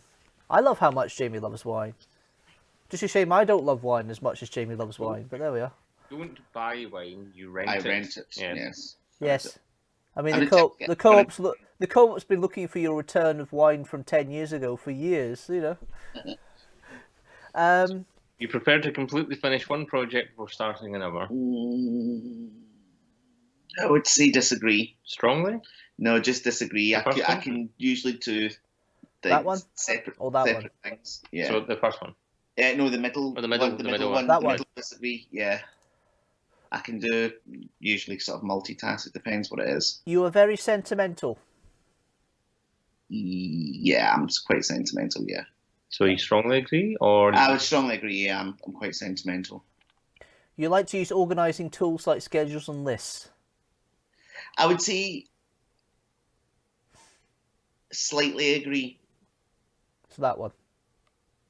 No, agree. I would say agree, particularly lists, because I tend to forget things. So I would say agree with that one. Okay. Even a small mistake can cause you to doubt your overall abilities and knowledge. Disagree. Strongly? Quite strongly, yeah. That It's one. not an arrogance thing, but, you know, we all make mistakes. You know, I'm not going to Okay. beat myself up. We're human beings, we make mistakes all the bloody time. You know, it's just part of life, so... This is where I fall down, but I think I know where you come from with this. You feel comfortable just walking up to someone you find interesting and striking up a conversation. Yeah, Strongly Strongly agree agree. with that, Yeah, yeah. no problem with that. You are not too interested in discussing various interpretations and analysis of creative works. I'm not interested. Yeah. Is that what you're saying? Not too interested. No, I am very interested in talking about the analysis So of you these sort of strongly things. disagree with that? I yeah. would strongly disagree. It's a very poorly It's worded. worded, yeah. Very poorly worded question. I think Jazz and I, and when she hears this in 5 seconds, Mm. I think, Jazz, was that the question that tripped us up? We'll see. We'll wait for the response. We'll find out. It's a very poorly worded question. A very poorly worded question, yeah. This silence that we're not going to get anything from Jazz. She's probably decided, no, I'm not interested anymore. I'm not watching this. This is boring. No, she's still there. She's still there. I know she's still there. We'll carry on. If she replies, and obviously we'll pick it up. You're more inclined to follow your head than your heart. Disagree. Strongly or... I tend to follow my head more. I would say agree for that one. Right. So agree. Agree. That yeah. one. Right. Tend- Okay.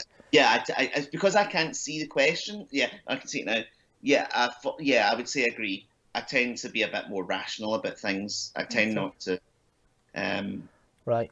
You usually prefer just doing what you feel like at any given moment instead of planning a particular daily routine. Agree. Middle, small or big? Middle. Middle. Middle agree. So Jazz says, wait, which one? I'm very busy.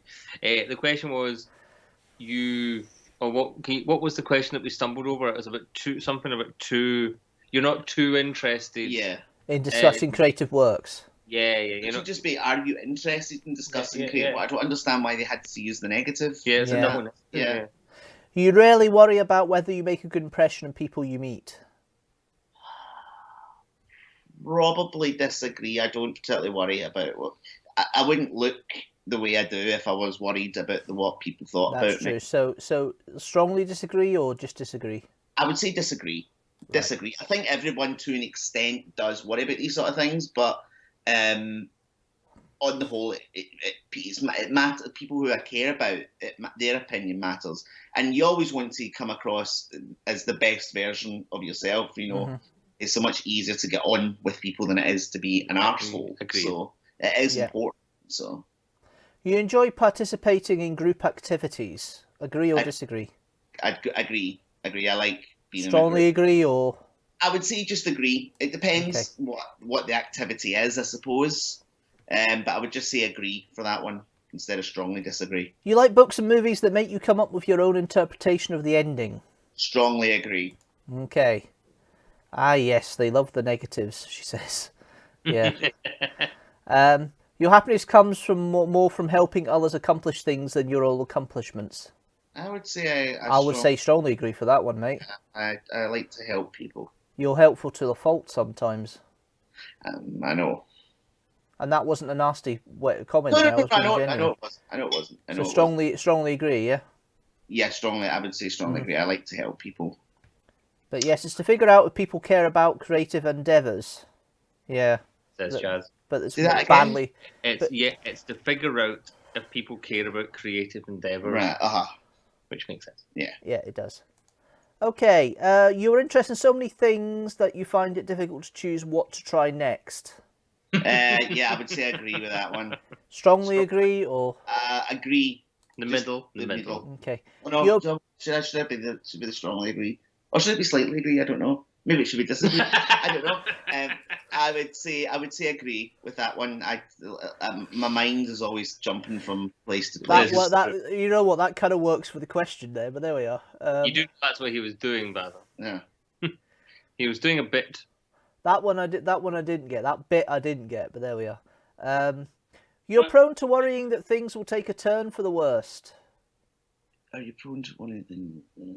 I would say you are a little bit, maybe. I would say slightly agree with that one. The first one, I would say that for you as well. You avoid. Go on. The thing is with worrying, taking things turn for the worst. It's not so much that I'm a pessimist. It's preparing yourself for the worst. Expect the best. Prepare yourself for the worst. Yeah. And it's only just ready yourself in case something goes tits up. Mm-hmm. I'm not saying I'm successful at that, but it's So I would say slightly agree with that one. Yeah. Cool. You avoid leadership roles and group settings. Depends, and this is the problem. I do think I do have quite good leadership skills. Yes, but I think you often step back. But I'm not a person that actively seeks positions of power or leadership, because I'm worried it would go to my head. So are you in the middle? Are you slightly disagree, or you slightly agree?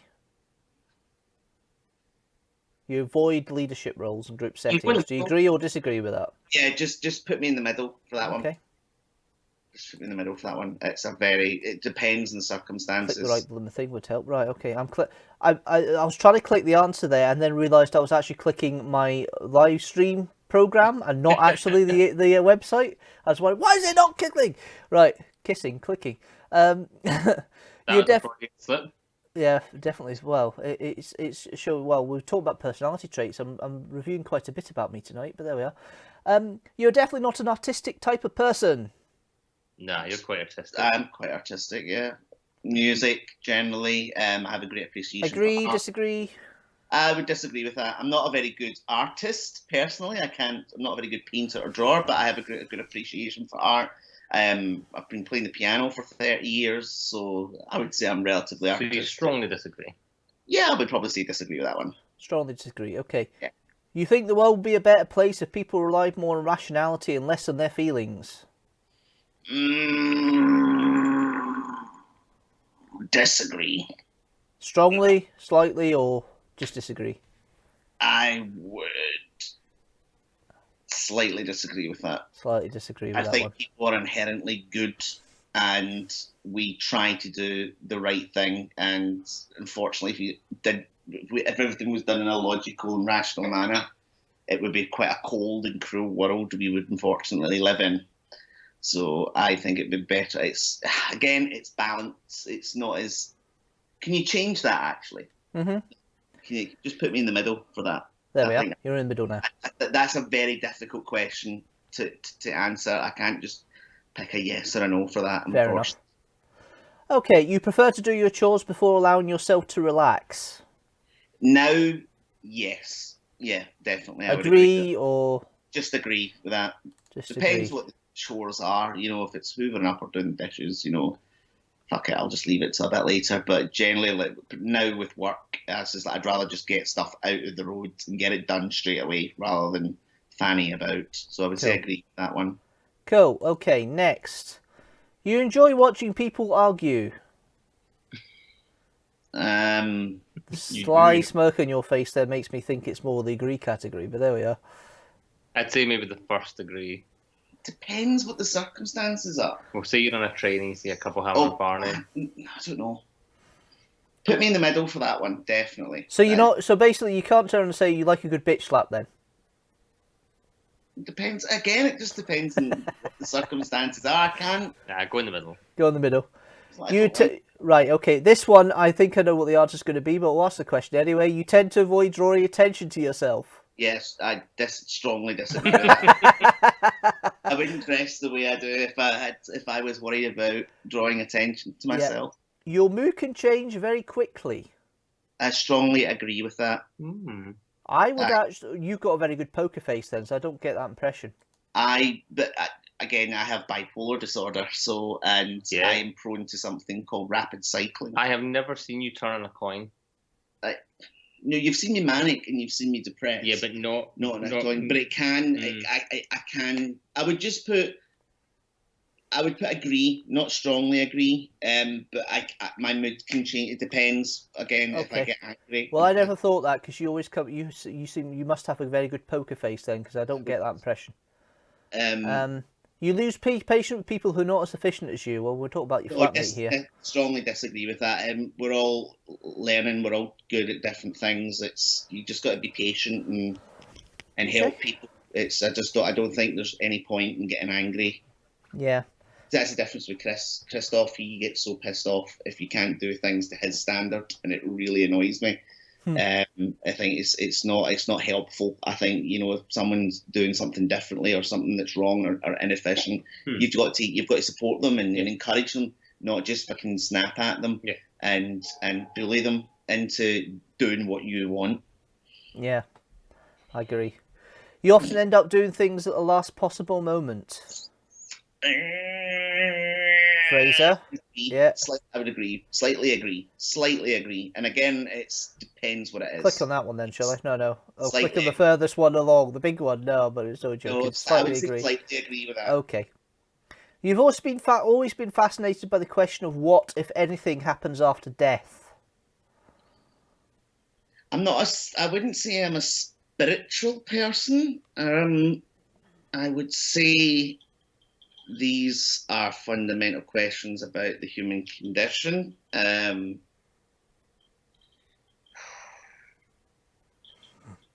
Agree. Slightly, largely, or slightly? Okay. I don't know. We don't know what happened. I don't know now. Now I'm doubting myself. I would put agree, the middle one. Middle green. I don't know if I can go back on this because I just went to the next page. Oh, never mind. You usually prefer to be around others than your own. In the middle for that, definitely. Mm-hmm. There's now a term for it. It's someone who's a complete balance of being an extrovert and an introvert. And again, I like my private time just as much as I like being with people. Mm-hmm. So. You become bored or lose interest when the discussion gets highly theoretical. No, disagree. Strongly disagree. Yeah, you love a good chin wag in that respect. Yeah, you find it easy to empathise with a person whose experiences are very different from yours.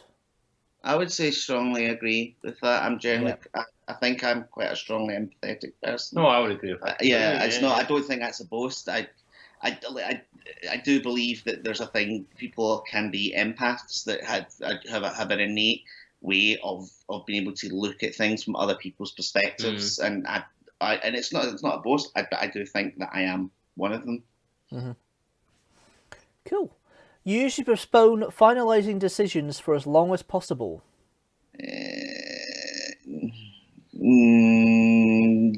Disagree. Disagree. Strongly? Not strongly, just disagree with that one. Okay. Yeah. Again, most of the time I'd rather just make the decision. I think the problem with postponing stuff is that you tend to overanalyze situations, and then you can make yourself a hell of a lot worse. But I think if you make the decision, what feels in your gut and in your head, what's right, I think it's just better to get it out of the way. Yeah. You rarely second guess the choices that you have made. Disagree. We all second guess. We all second guess the choices. So, slightly disagree, Slightly disagree, slightly disagree. Slightly disagree.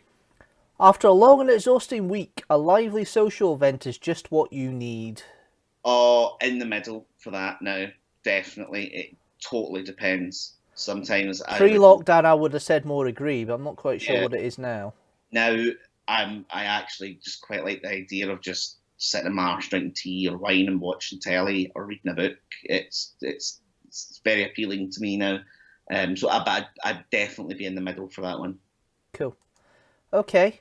You enjoy going to art museums? Yeah, I do. Agree? Strongly agree. Strongly agree. You often have a hard time understanding other people's feelings. See that? Read that one again. You often have a hard time understanding other people's feelings. Oh, I strongly disagree. Yeah, I would agree with that. You like to have a to-do list for each day.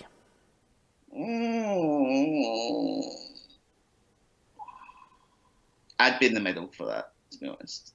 Fair dues. It depends what's happening that day. So there's a lot to do, then I'll have a to-do list. If there's not, then I can just wing it, I suppose. I'd be in the middle. Just depends. It's these questions are so difficult because you're kind of categorizing your entire experience and your psychology into 7 wee points. I would be in the middle for that one.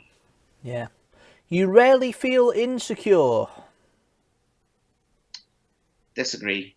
Strongly. No, in the middle. Slightly. I don't know. I would disagree with that in the not strongly disagree, but I would disagree. I do have insecurities, so I would say disagree. You avoid making phone calls. No. Strongly disagree. Not strongly. I just disagree. Okay. It's just a habit. It's just I prefer to phone people generally than. Yeah, I get that. I'm not a confident typist, so. Yeah, I get that. You often spend a lot of time trying to understand views that are very different from your own. True. I strongly agree. I like to be able to understand. Yeah. In your social circle, you are often the one who contacts your friends and initiates activities. I think it depends on the person. Depends on the person. I would say agree with that one generally. Agree. Not strongly agree, but just agree. Okay.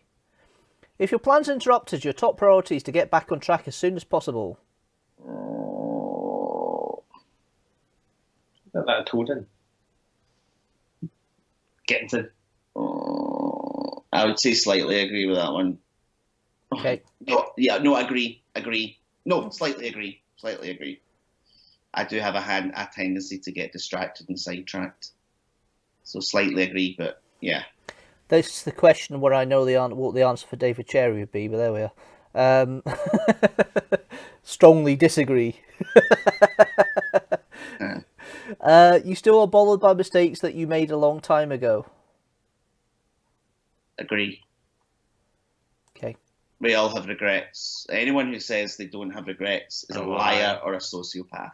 Yeah. We all have regrets. We've all made choices or done things in our past that are regrettable, and it's part of being a person, part of being an adult, and I don't think there's anything wrong with that, and anyone who says that otherwise is a fucking liar or a sociopath, in my opinion.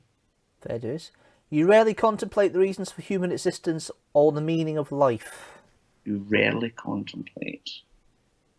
Disagree. No, I think you're quite contemplative over that. Strongly or This wrong way round. It's like you rarely contemplate the reasons. I do So you- think about these things quite a bit. So you disagree with that, yeah. I would strongly disagree with that. okay? Your emotions control you more than you control them. See, before the question you had earlier on when you mentioned your bipolar, you confirmed I that, am you know. bipolar, and most of the time when I'm level, I am generally quite rational. Mm-hmm. But I don't know. My mood can change quickly, and your emotions can overwhelm you. I would put me in the middle for that. Okay.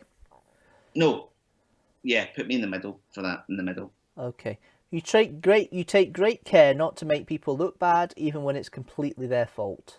Agree. I don't like making people feel bad about themselves, No, even no if they've done something wrong. You know, I don't want to make them feel like shit. So strongly agree. I would agree with that. It depends. I mean, I've met complete cunts in my life who I couldn't give a shit whether they look bad or not because they fucking deserved it. But most of the time, no, I don't want people to feel bad, even if they have made a mistake or if it's their fault. Again, we've all been in that situation. We don't want to be. We realise we've made a mistake. You know, we don't want to make people feel fucking really guilty about it as well. Yeah. Right. Okay. Last page, I believe. No, second last page. Damn it. Okay. Your personal work style is closer to spontaneous bursts of energy than organised and consistent efforts. Slightly agree. Okay. When someone thinks highly of you, you wonder how long it will take them to feel disappointed in you.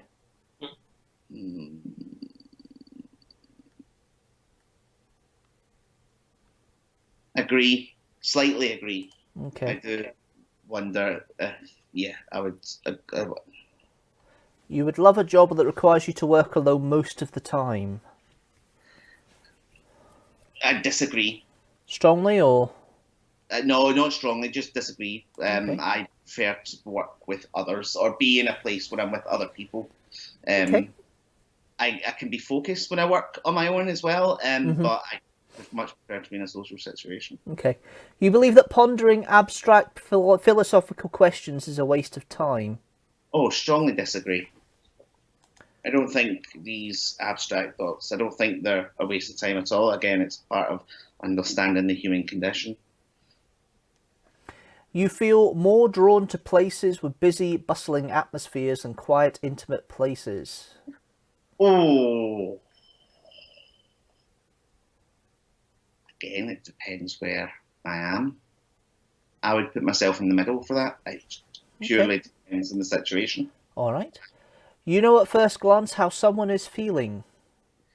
I would say agree, not strongly agree, but agree. I can usually tell straight away if there's something wrong with somebody. All right. Tell just by body language, I just know innately, intuitively, whatever you want to call it. That's fine. Okay. So, last page. You often feel overwhelmed.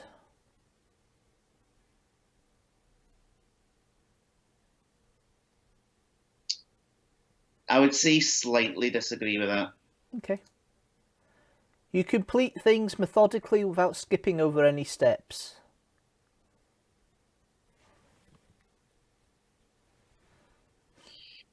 I would, particularly now with business, I would say agree. I tend to stick to doing things in a much more methodical manner. Slightly agree or slightly agree or agree? Slightly, I would say, no, I'd say agree. I'd say agree. You are very intrigued by things labelled as controversial. Oh, strongly agree. You would pass along a good opportunity if you thought someone else needed it more. Agree, I would. You struggle with deadlines. I would say slightly agree. Okay. You feel confident that things will work out for you. In the middle. Okay. Well, I don't know. I don't know. I have no idea. What's and around your the corner, gender? So, well, Other. Male. I identify as Yeah. cisgender Yeah, male. yeah. So, Okay, let's see what comes up. God, I'm dreading this. You're a protagonist. Oh, you're a hero in your own story. Oh, why me? So you're 75% extroverted. Okay. You're 88% intuitive. I'm waiting for the stuff to pop up. Yeah, yeah. You're 77% feeling. Okay. You're 57% judging in your tactics. All right. I was going to say I'm not a very judgmental person, so but yeah. But, okay. That's why I said in your tactics, because I know you're not Tactics. judgmental. You're got a turbulent identity, 56%. Makes sense. Yeah. Yeah, that makes sense. That does make sense. Okay, let's start reading. You're in the same bracket as me, but I'm a Aority. Yeah. So, yeah. Jamie, do you want this email to you? Yes, go ahead. Shall I send you my email? Send it through the Skype, and I'll. Oh, do you know what? I'll just do it through Messenger. Facebook because I don't have Skype on my phone. Right, send it through Facebook then. My apologies if you hear the ping, ladies and gentlemen, because it's recording the system sound. So I'll go to the main. I'll go to the main screen. I'll go to the multi-screen while we're typing in the email, so you don't see it for obvious reasons. I'm not asked, to be honest. Like, no one ever friggin' emails me anyway, so that'd be Jasmine. quite nice. I mean, if they're Something send... called GD. It's called It's called GDPR, Jamie. I don't want to cause problems. So Jazz says, "Yes, Jamie. I used to be an ENFJ." You know, it's just like see if you know, like I mean, don't get me wrong. If they're going to send abusive emails, don't bother. You know, but if they're dirty emails, then it's a two-way street. You know, so yeah, I can tell from that. Right. dirty. You send that over by messenger. I will type up the. No, Gallagher. I should have just muted you. Just said no bloody email address in the friggin' thing. I'm trying not to do that to put your privacy. Anybody sends me anything they don't like, I'll just block it. So it's on my Facebook page anyway. It's all my email address is public anyway, so Okay. it doesn't really make any difference. So Fair enough. I was just trying to be polite to you, but no, I completely understand that. I completely understand. It's just it's right. That's been sent to you. smashing. Should get it in a wee second, no doubt. So we're back to the website. So, introduction. Everything you do right now ripples outward and affects everyone. Your posture can shine your heart or transmit anxiety. Your breath can radiate love or muddy the room in depression. Your glance can awaken joy. Your words can inspire freedom. Your every act can open hearts and minds. Bloody hell. Protagonists are natural born leaders full of passion and charisma, forming around 2% of the population. They're oftentimes our politicians, our coaches and our teachers, reaching out and inspiring others to achieve and do good in the world. With a natural confidence that begets influence, protagonists take a great deal of pride and joy in guiding others to work together to improve themselves and their community. Okay. Firm believers in the people. People are drawn to strong personalities, and protagonists radiate authenticity, concern and altruism. Unafraid to stand up and speak when they feel like something needs to be said, they find it natural and easy to communicate with others, especially in person, and their intuitive trait helps people with protagonist personality type to reach every mind, be it through facts and logic or raw emotion. Protagonists easily see people's motivations and seemingly disconnected events, and are able to bring these ideas together and communicate them as a common goal with an eloquence that is nothing short of mesmerising. It's very nice. The interest protagonists have in others is genuine, almost to a fault. I said that. Yeah. When they believe in someone, they can become too involved in the other person's problems, place too much trust in them. Luckily, this trust tends to be a self-fulfilling prophecy, as protagonists' altruism and authenticity inspire those they care about to become better themselves. But if they aren't careful, They can overextend their optimism, sometimes pushing others further than they're ready or willing to go. Protagonists are vulnerable to another snare as well. They have a tremendous capacity for reflecting on and analysing their own feelings, but if they get too caught up in other person's plight, they can develop a sort of emotional hypochondria, seeing other people's problems in themselves, trying to fix something in themselves that isn't wrong. If they get to a point where they're held back by limitations someone else is experiencing, it can hinder protagonists' ability to see past the dilemma and be of any help at all. When this happens, it's important for protagonists to pull back and use that self-reflection to distinguish between what they really feel and what is a separate issue that needs to be looked at from another perspective. Okay, a bit more. The struggle ought not to deter us from the support of a cause we believe to be just. Protagonists are genuine, caring people who talk the talk and walk the walk, and nothing makes them happier than leading the charge, uniting and motivating their team with infectious enthusiasm. Oh. People with protagonist personality type are altruists, sometimes even to a fault, and they're unlikely to be afraid to take the slings and arrows while standing up for people and ideas they believe in. It's no wonder that many famous protagonists are cultural or political icons. This personality type wants to lead the way to a brighter future, whether it's by leading a nation to prosperity or leading their little league softball team to hard-fought victory. We know it's an American website would say softball. Look, it's the wine that's making my face go red. I knew this was coming up as soon as he talked about it. Protagonists you may know: Barack Obama, Okay. Oprah Winfrey. How much wine have you had? Yeah, not enough. John Cusack, Okay. Ben Affleck, All right. Malala Yousafzai, I say that 5 times fast. Okay. Yousafzai. I can't remember. I can't say it properly. Sean Connery, Yes. Oh, yes. Well, of course. Well, yours does make sense. Yes, Which one is yes. it? Jennifer Lawrence. Ooh. I can see that because she's a nutcase. Is she in? Oh, Is she in? That's Hunger Katniss from the Hunger Games. Yeah. She is Mystique in the X-Men league. That's it. Maya Angelou, Oh, right. Okay. Yeah. Daenerys Targaryen, Bloody hell. You are a The Daenerys. queen, the dragon queen. Morpheus from The Matrix, Okay. Elizabeth Bennet from Pride and Prejudice. Love it. The Oracle from The Matrix. Okay. Which version? I don't know. Skylar White from Breaking Bad. Oh, fuck's sake, and I'm Walter White. Okay. I've never really watched Breaking Bad, so I'm not too sure what he's Yeah. like. Laurel Lance from Arrow. I don't know. Is that a good thing? Oh, aye. Isabel Crawley, the Duchess. The Dowager Duchess from Downton Abbey. Okay. Seeley Booth from Bones. Okay. Okay. Who plays? Zoe Deschanel's sister. Right. Okay. No, Seeley Booth from Bones. Surely Seeley Booth's what's his name? Who played Angel's character, isn't it? David Fernandez's character. Yeah. All right. That's Okay. his character. Yeah. So that's your Blimey. that's your stuff.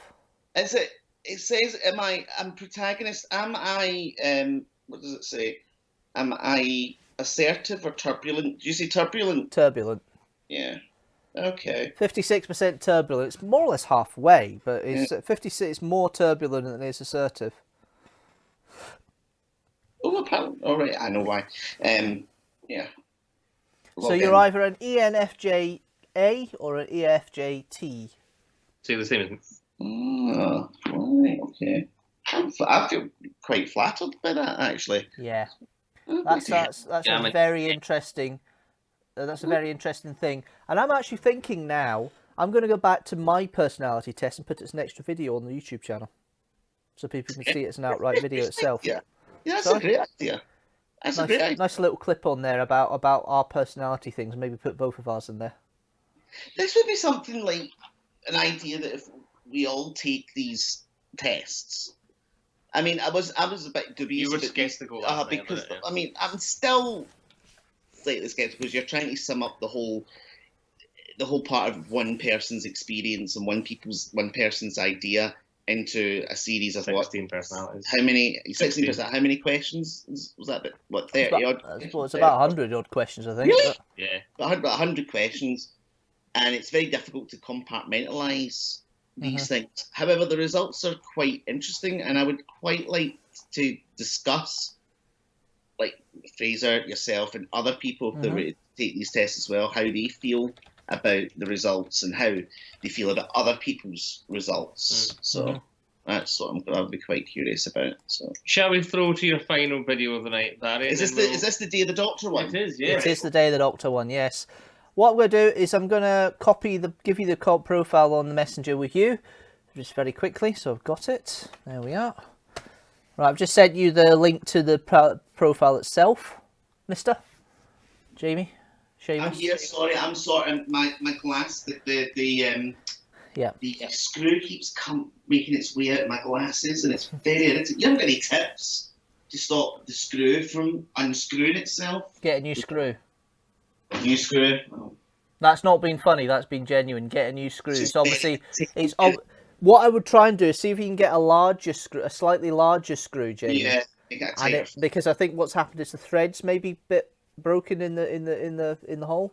It's because I fidget with my glasses. I tend to take them off and fidget with them. That's probably what it is. But yeah. So I'm glad I'm catching it before the screw falls out. Absolutely. It's just annoying. So the last hold on, what's she saying there? I mean, none of them are bad. She's saying. I agree with that, Jazz. None of the personality traits are bad, but it's interesting how I come out, and I was thinking, yeah, he's very much not like me at the moment. Definitely. With every personality trait will have their pros and their cons. I don't think absolutely. So, yes, we'll do the last video, and then we'll have a chat about what's coming up on the channel as always for the next few weeks and things. But here we are. We've got Day of the Doctor, the Doctor Who review done a few years ago, and it started to trend of me doing anniversary type videos to review. No, it wasn't. It was the year before, but never mind. But here we are. Here is the review of Day of the Doctor.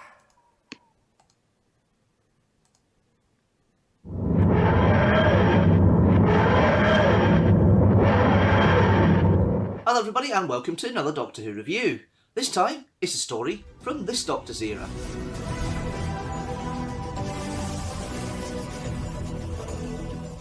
Right, there's no plot or synopsis this time round. I'm just going to go straight into the review and tell you all my thoughts about Day of the Doctor. And there's a little extra thing right at the end. Okay, here we go. Right, so we have the 50th anniversary story, Day of the Doctor, written by Stephen Moffat, and was the penultimate adventure of Matt Smith, but also includes a guest appearance from John Hurt, Sir John Hurt, and also an appearance from David Tennant. Now, let's go into the cast, and let's go into the idea of the cast very quickly in regards to each of the roles. Now, you've got the lead himself, Matt Smith, the 11th Doctor, coming to the end of his time, and you can see the established boyish charm that he's got by now, and he's very endearing in this story, and you can see, you know, a lot of intelligence there and a lot of darkness in some of the scenes as well, which I'll explain to later on. But Matt Smith puts a great performance as always. He puts a lot into it, as he always does. What's refreshing is coming back and seeing David Tennant return. The plot line goes about him marrying Queen Elizabeth I. So that throwaway line from Day of the Doctor, or not Day of the Doctor, End of Time, is become reality in the canon. We see what happened and how he married Elizabeth I, which I think is quite an interesting thing. But it's good to have Ten back.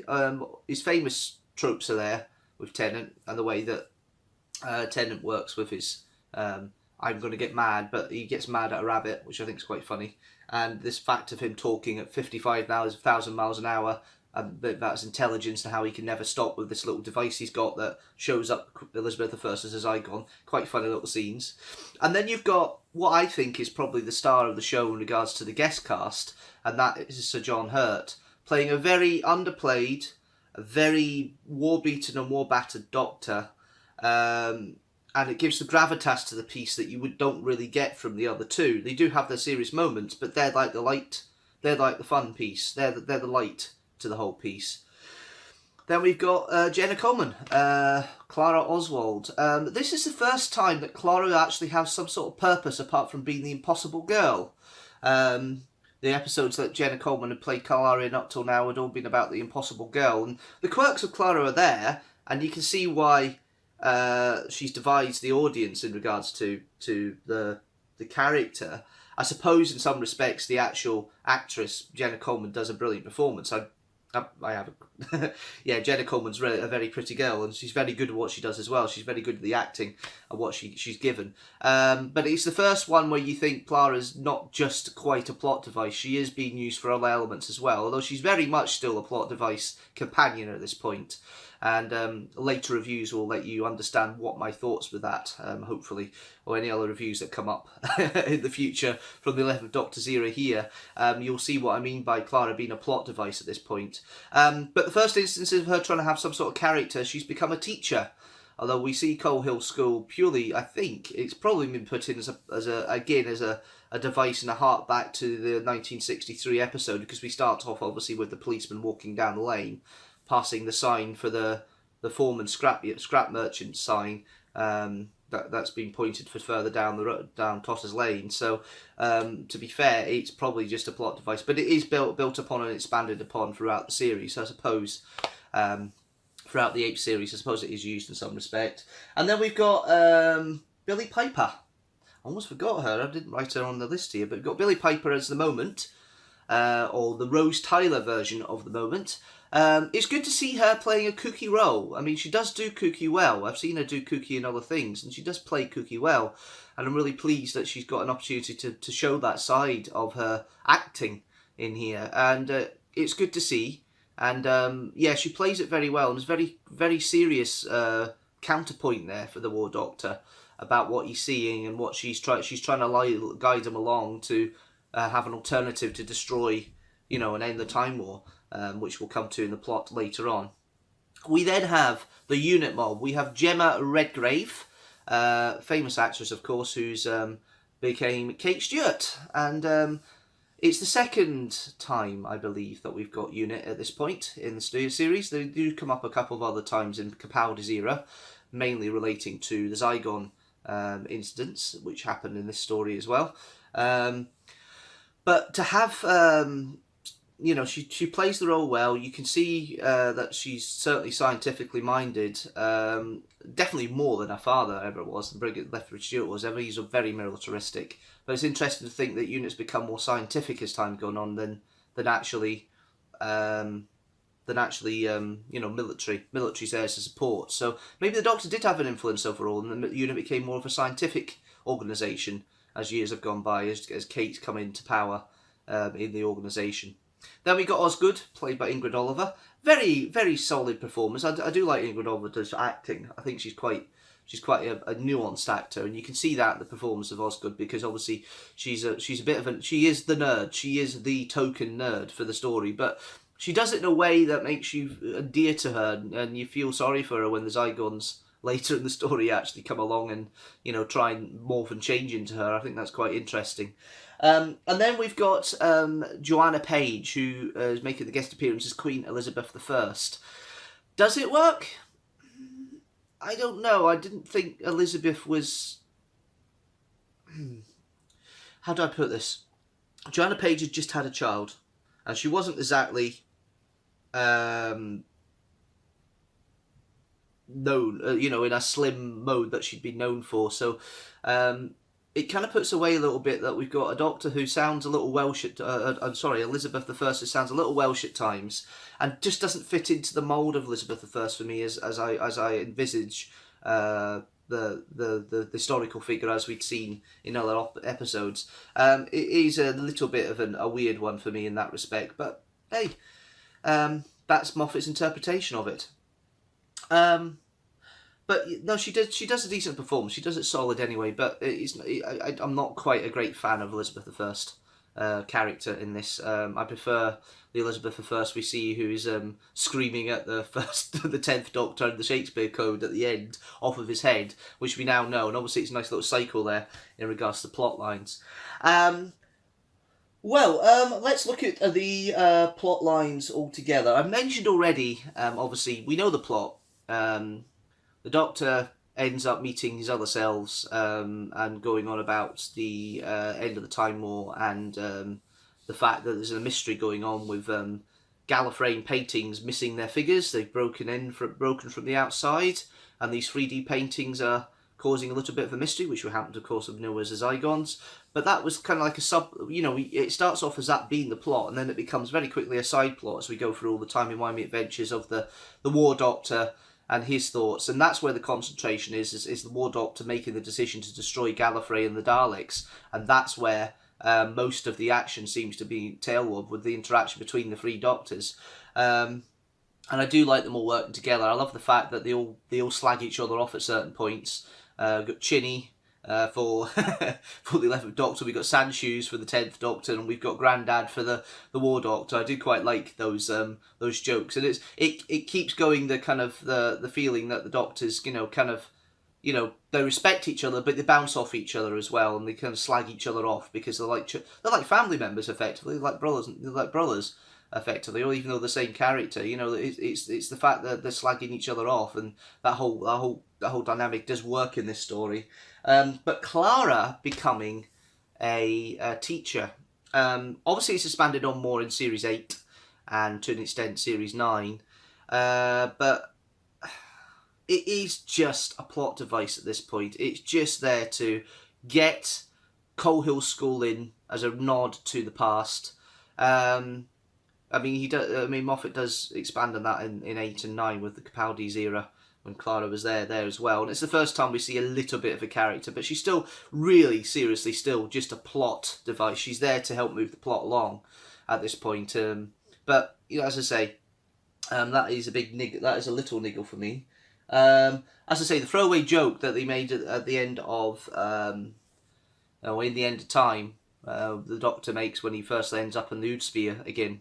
In the End of Time, about him marrying Queen Elizabeth I, that becomes a reality. We see what happened. We see why he married. And it was down to him being too cocky and too clever and thinking he was going to marry a Zygon when actually he's marrying the real Elizabeth, and he had to go through with it. So that's quite fun. And the fact he runs off again, that's completely Doctorish. Running off and leaving people in the lurch like the Doctor does. That really is harking back to an old-fashioned Doctor trait. We expand on this missing Doctor, which obviously production-wise we know from later conversations and that it had been planned that Christopher Eccleston would be the other Doctor, and basically the Time War would be based around what happened to him. But it's nicely written that you've got this in-between Doctor we've never seen before that causes all that has all this thing about the war, the Time War, and the ending of it. And it makes sense if you think about it in the canon, because McGann never came across to me as the Doctor who would start it. Eccleston always seemed to be the one that was a guilt. You could think he could possibly do it, but to have one in between that we'd never seen before that actually did the deed, although obviously we know that he didn't do the deed as such, but he thinks he's done the deed for a couple of the regenerations. It's interesting to see that part of it, and that way of them saying that the Doctor did do this, but not in a way the Doctor would normally be seen as. He had to go hardcore, he had to go warlike, but he was very guilty. The guilt came through with that character, and I do like that. Unit being there, I like the idea of it being Unit, and obviously they're in an archive of the National Gallery about the Queen Elizabeth's credentials, as they say, with which are the pictures, Gallifrey Falls and no more, or Gallifrey Falls no more as it is by the end, as the caretaker comes in, played by Tom Bacon. Nice little surprise. Nice little thing to have, and it is, again, it's another cameo. It is a little bit of a tick box exercise, some of these bits of the story.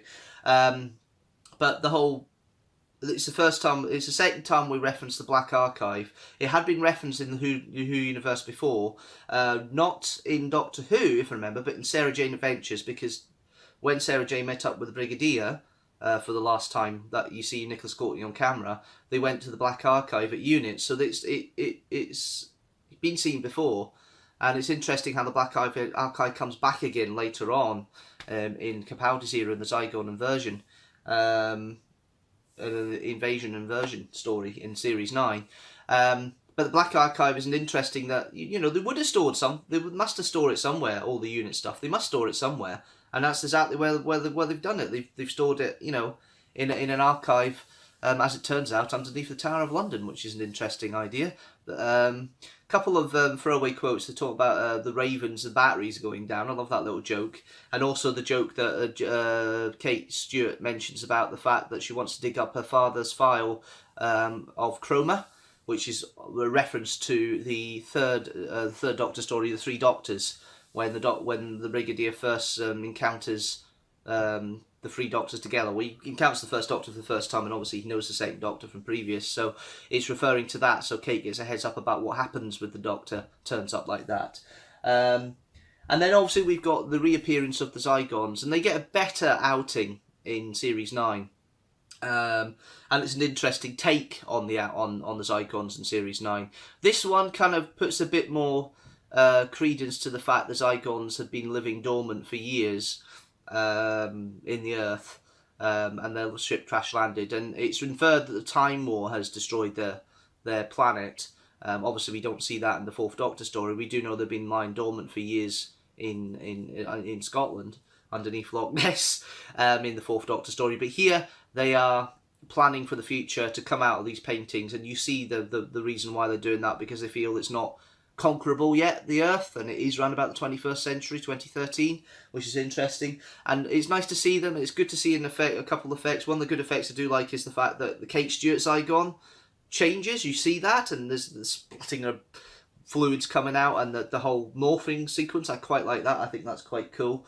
And yeah, the Zygons are okay, but they're there as an undercurrent. They're not the main plot. They're there as the monster, the token monster for the story, and they get a better outing in Series 9, in the Zygon story in Series 9, in Capaldi's era. But here, they're decent enough. They're nice redesign. They're keeping true to the original in their form and where they look. But they're not really used heavily here. They're used as a plot device for the Two Elizabeths joke.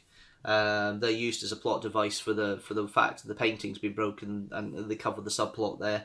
But they're not really the main action. They are used as tools to help towards the main action of the Time War, which is the big thing here in this, is the Time War.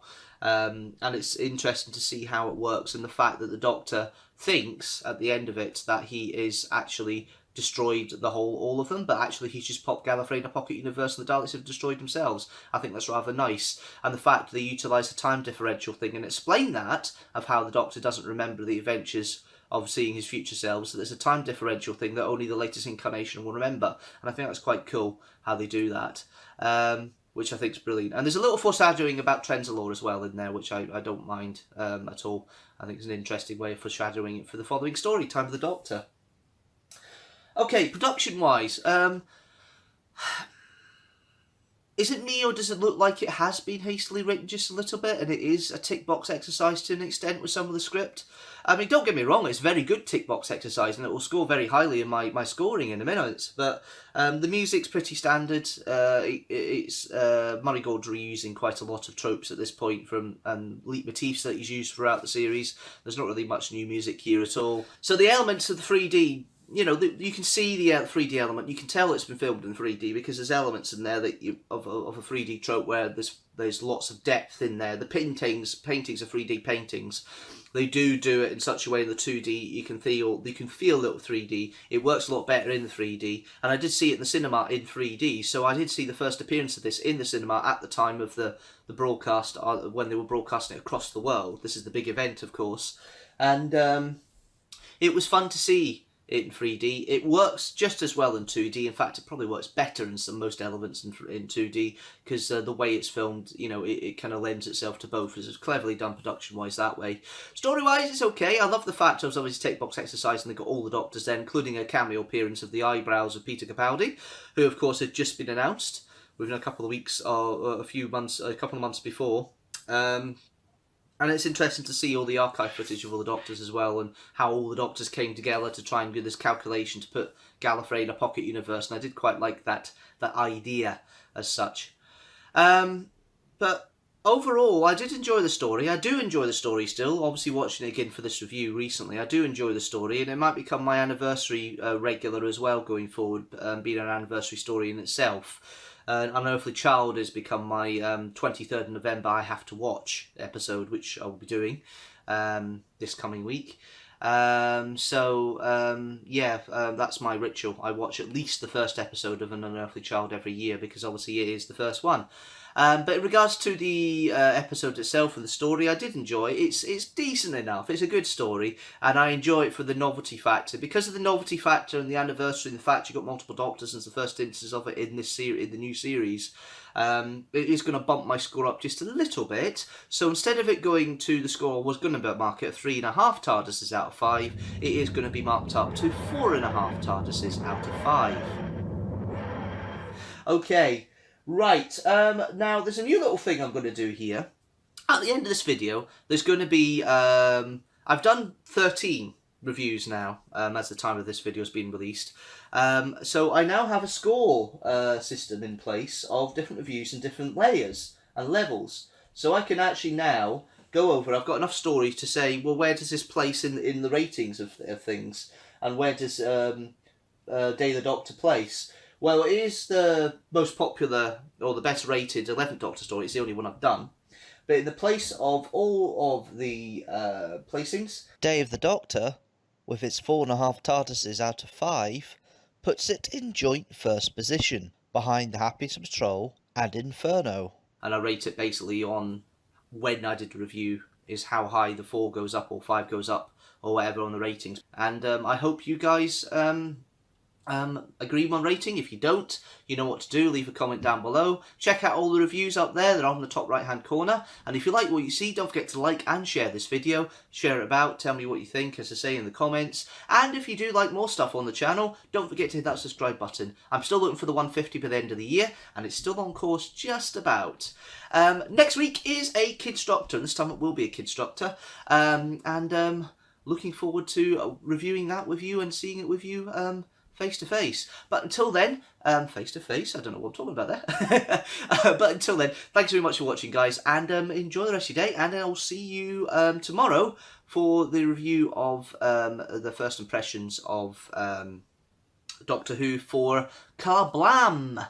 And then I've got Kidstructor next Sunday at 4 PM GMT. New video every Sunday at 4 PM GMT. And until the 10th of December, a new First Impressions review every Monday at 4 PM GMT as well. Until then, thanks very much for watching, guys, and I will see you later.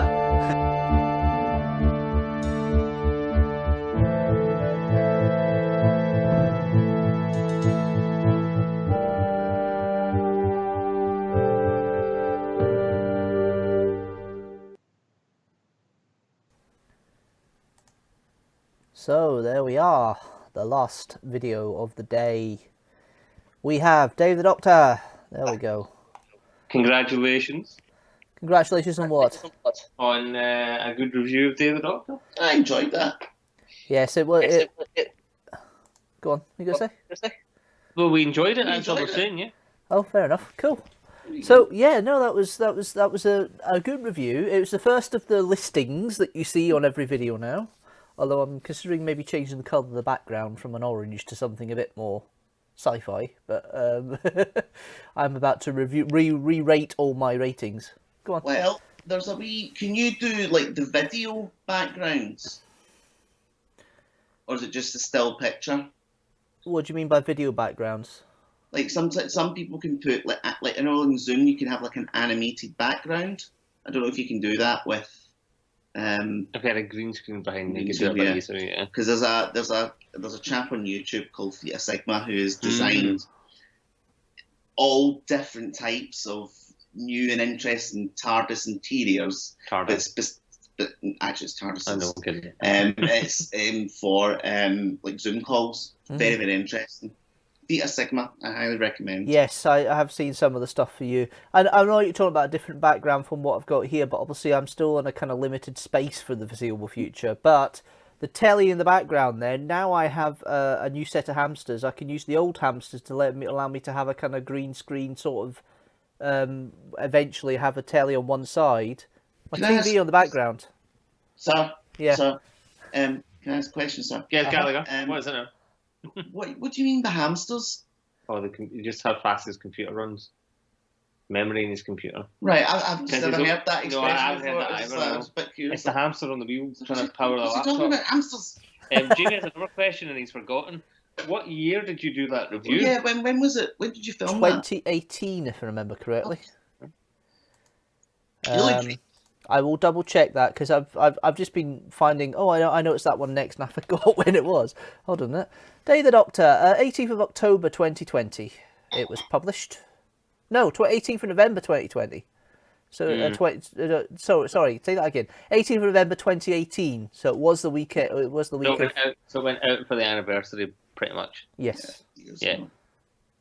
I love Daily Doctor. It's one of my all-time favourites. Right. Oh, because obviously Joanna Page is in that as Queen Elizabeth. Uh-huh. I thought you might appreciate hearing this. Right, okay, as long as I don't get a slap in the wrist for this. Hello, Scotland. Oh, he's only just found out that you're back on Radio Wales, and truth be told, I'm currently recovering from a breakup. But sharing your banter's definitely cheered me up. Oh, Fraser, well, you are well, lush, and don't worry, you will definitely get through it. Ah, that's lovely. In it, That'll brighten anybody's day. claim to fame. So yeah, that made me very happy. Yeah, I can see why. 'Cause I love Gavin and Stacey. I didn't watch it at the time when it went out because there was just a lot of hype about it. And my mum kept going, "You have to watch it, you have to watch it." And I was like, yeah, whatever. And it wasn't until I started dating a Welsh girl and we were long distance. And whenever we were together, I needed a bit of comfort. And the comfort was to watch Gavin and Stacey. And I binged it. It's become a bit of a comfort show for me as well. I didn't think it was a show I would enjoy until you showed it to me, and I bloody love it. It's a great show. It's one of those things that I'll watch again and again, like Dinner Ladies and stuff like that. It's just something that I like, and it's like a comfortable cardigan or a pair of slippers. It is an interesting effect on me, and it's like obviously like anyone who knows me knows that I love Wales and Cardiff and the Welsh and everything. But whenever I watch Gavin and Stacey and I hear them speaking, especially Joanna Page, sorry Joanna, I just go all warm and tingly and go, yeah, I want to date a Welsh girl again.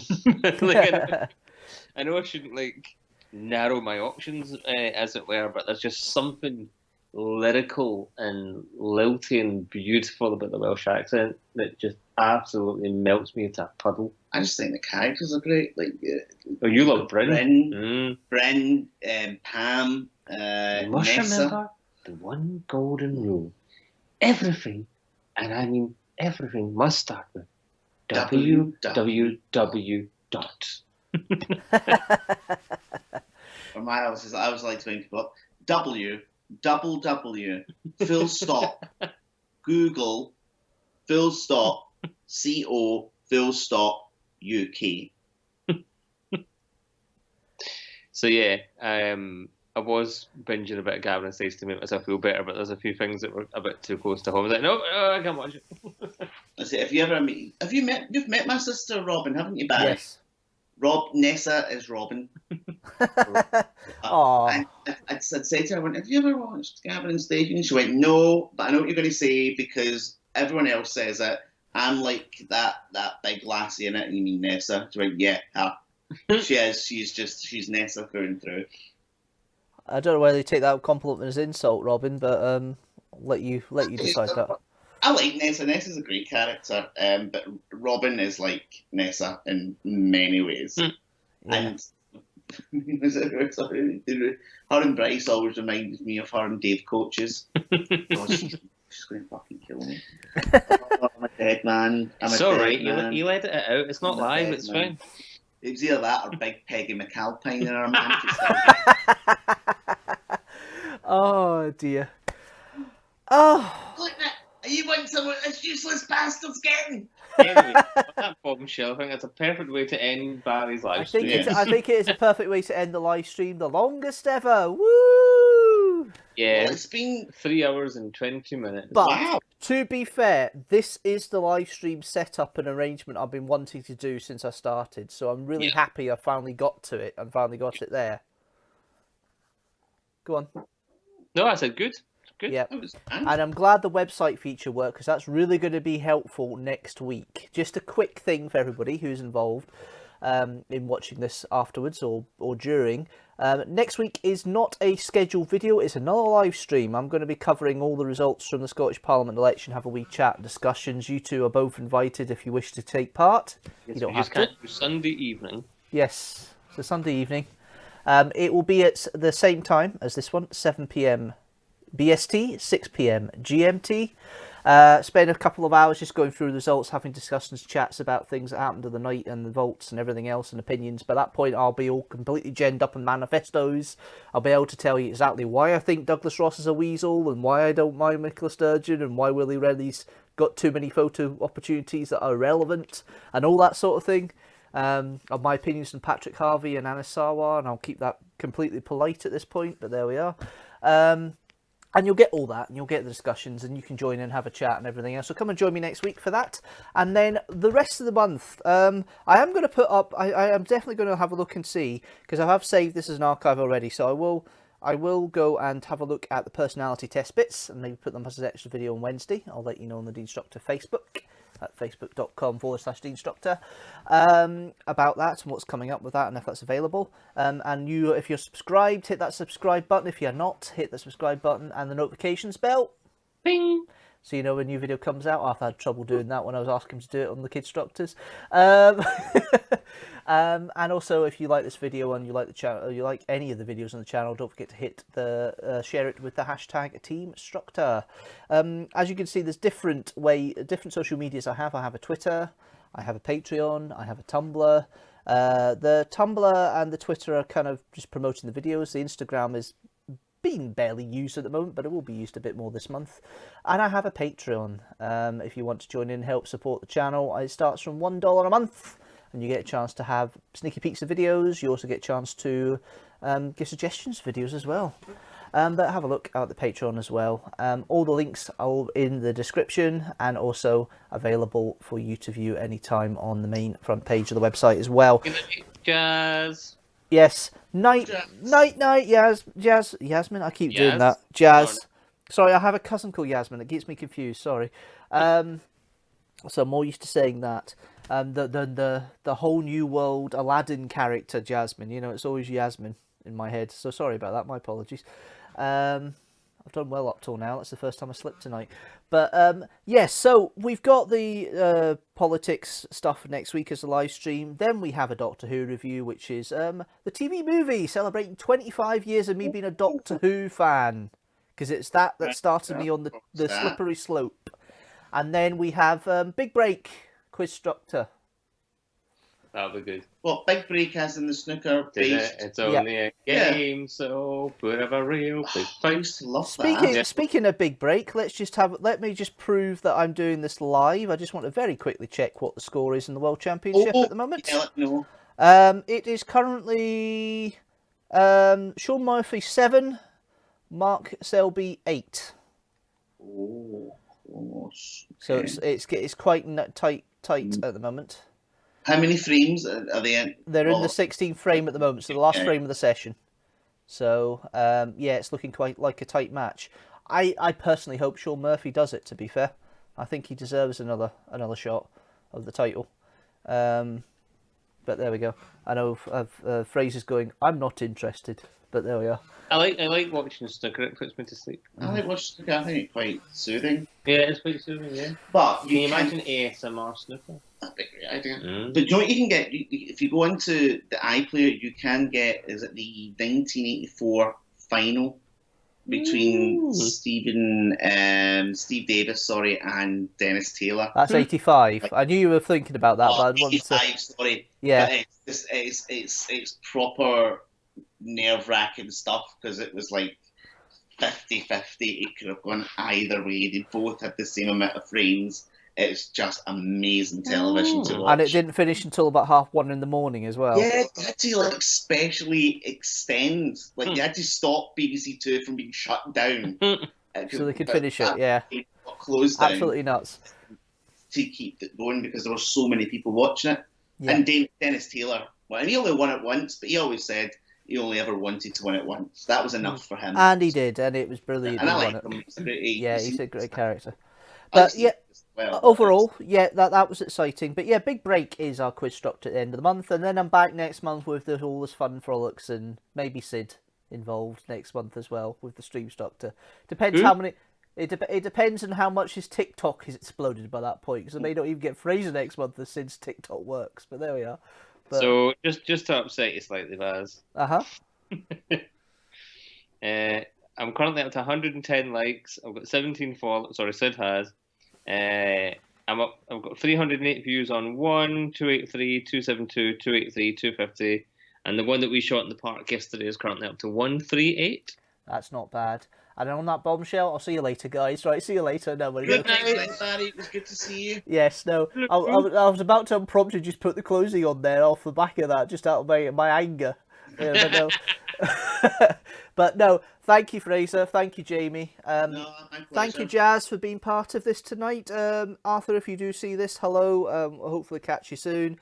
Robert, Lynn, everybody else who watches this going forward, thank you very much. And I will see you next week with the live stream for the Scottish Parliament elections. There will be the clips of the personality test if you've missed it on Wednesday at 6 PM GMT. But till then, thanks guys for watching. Bye, Sid. And we'll see you all. I'll see you all later. See you later. Bye. Toodaloo. You gonna play? No, you're not. There we are.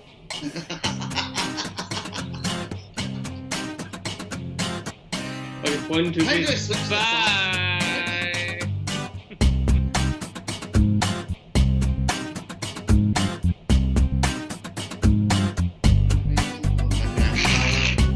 My grandfather's house got a dancing machine, so I leave a message after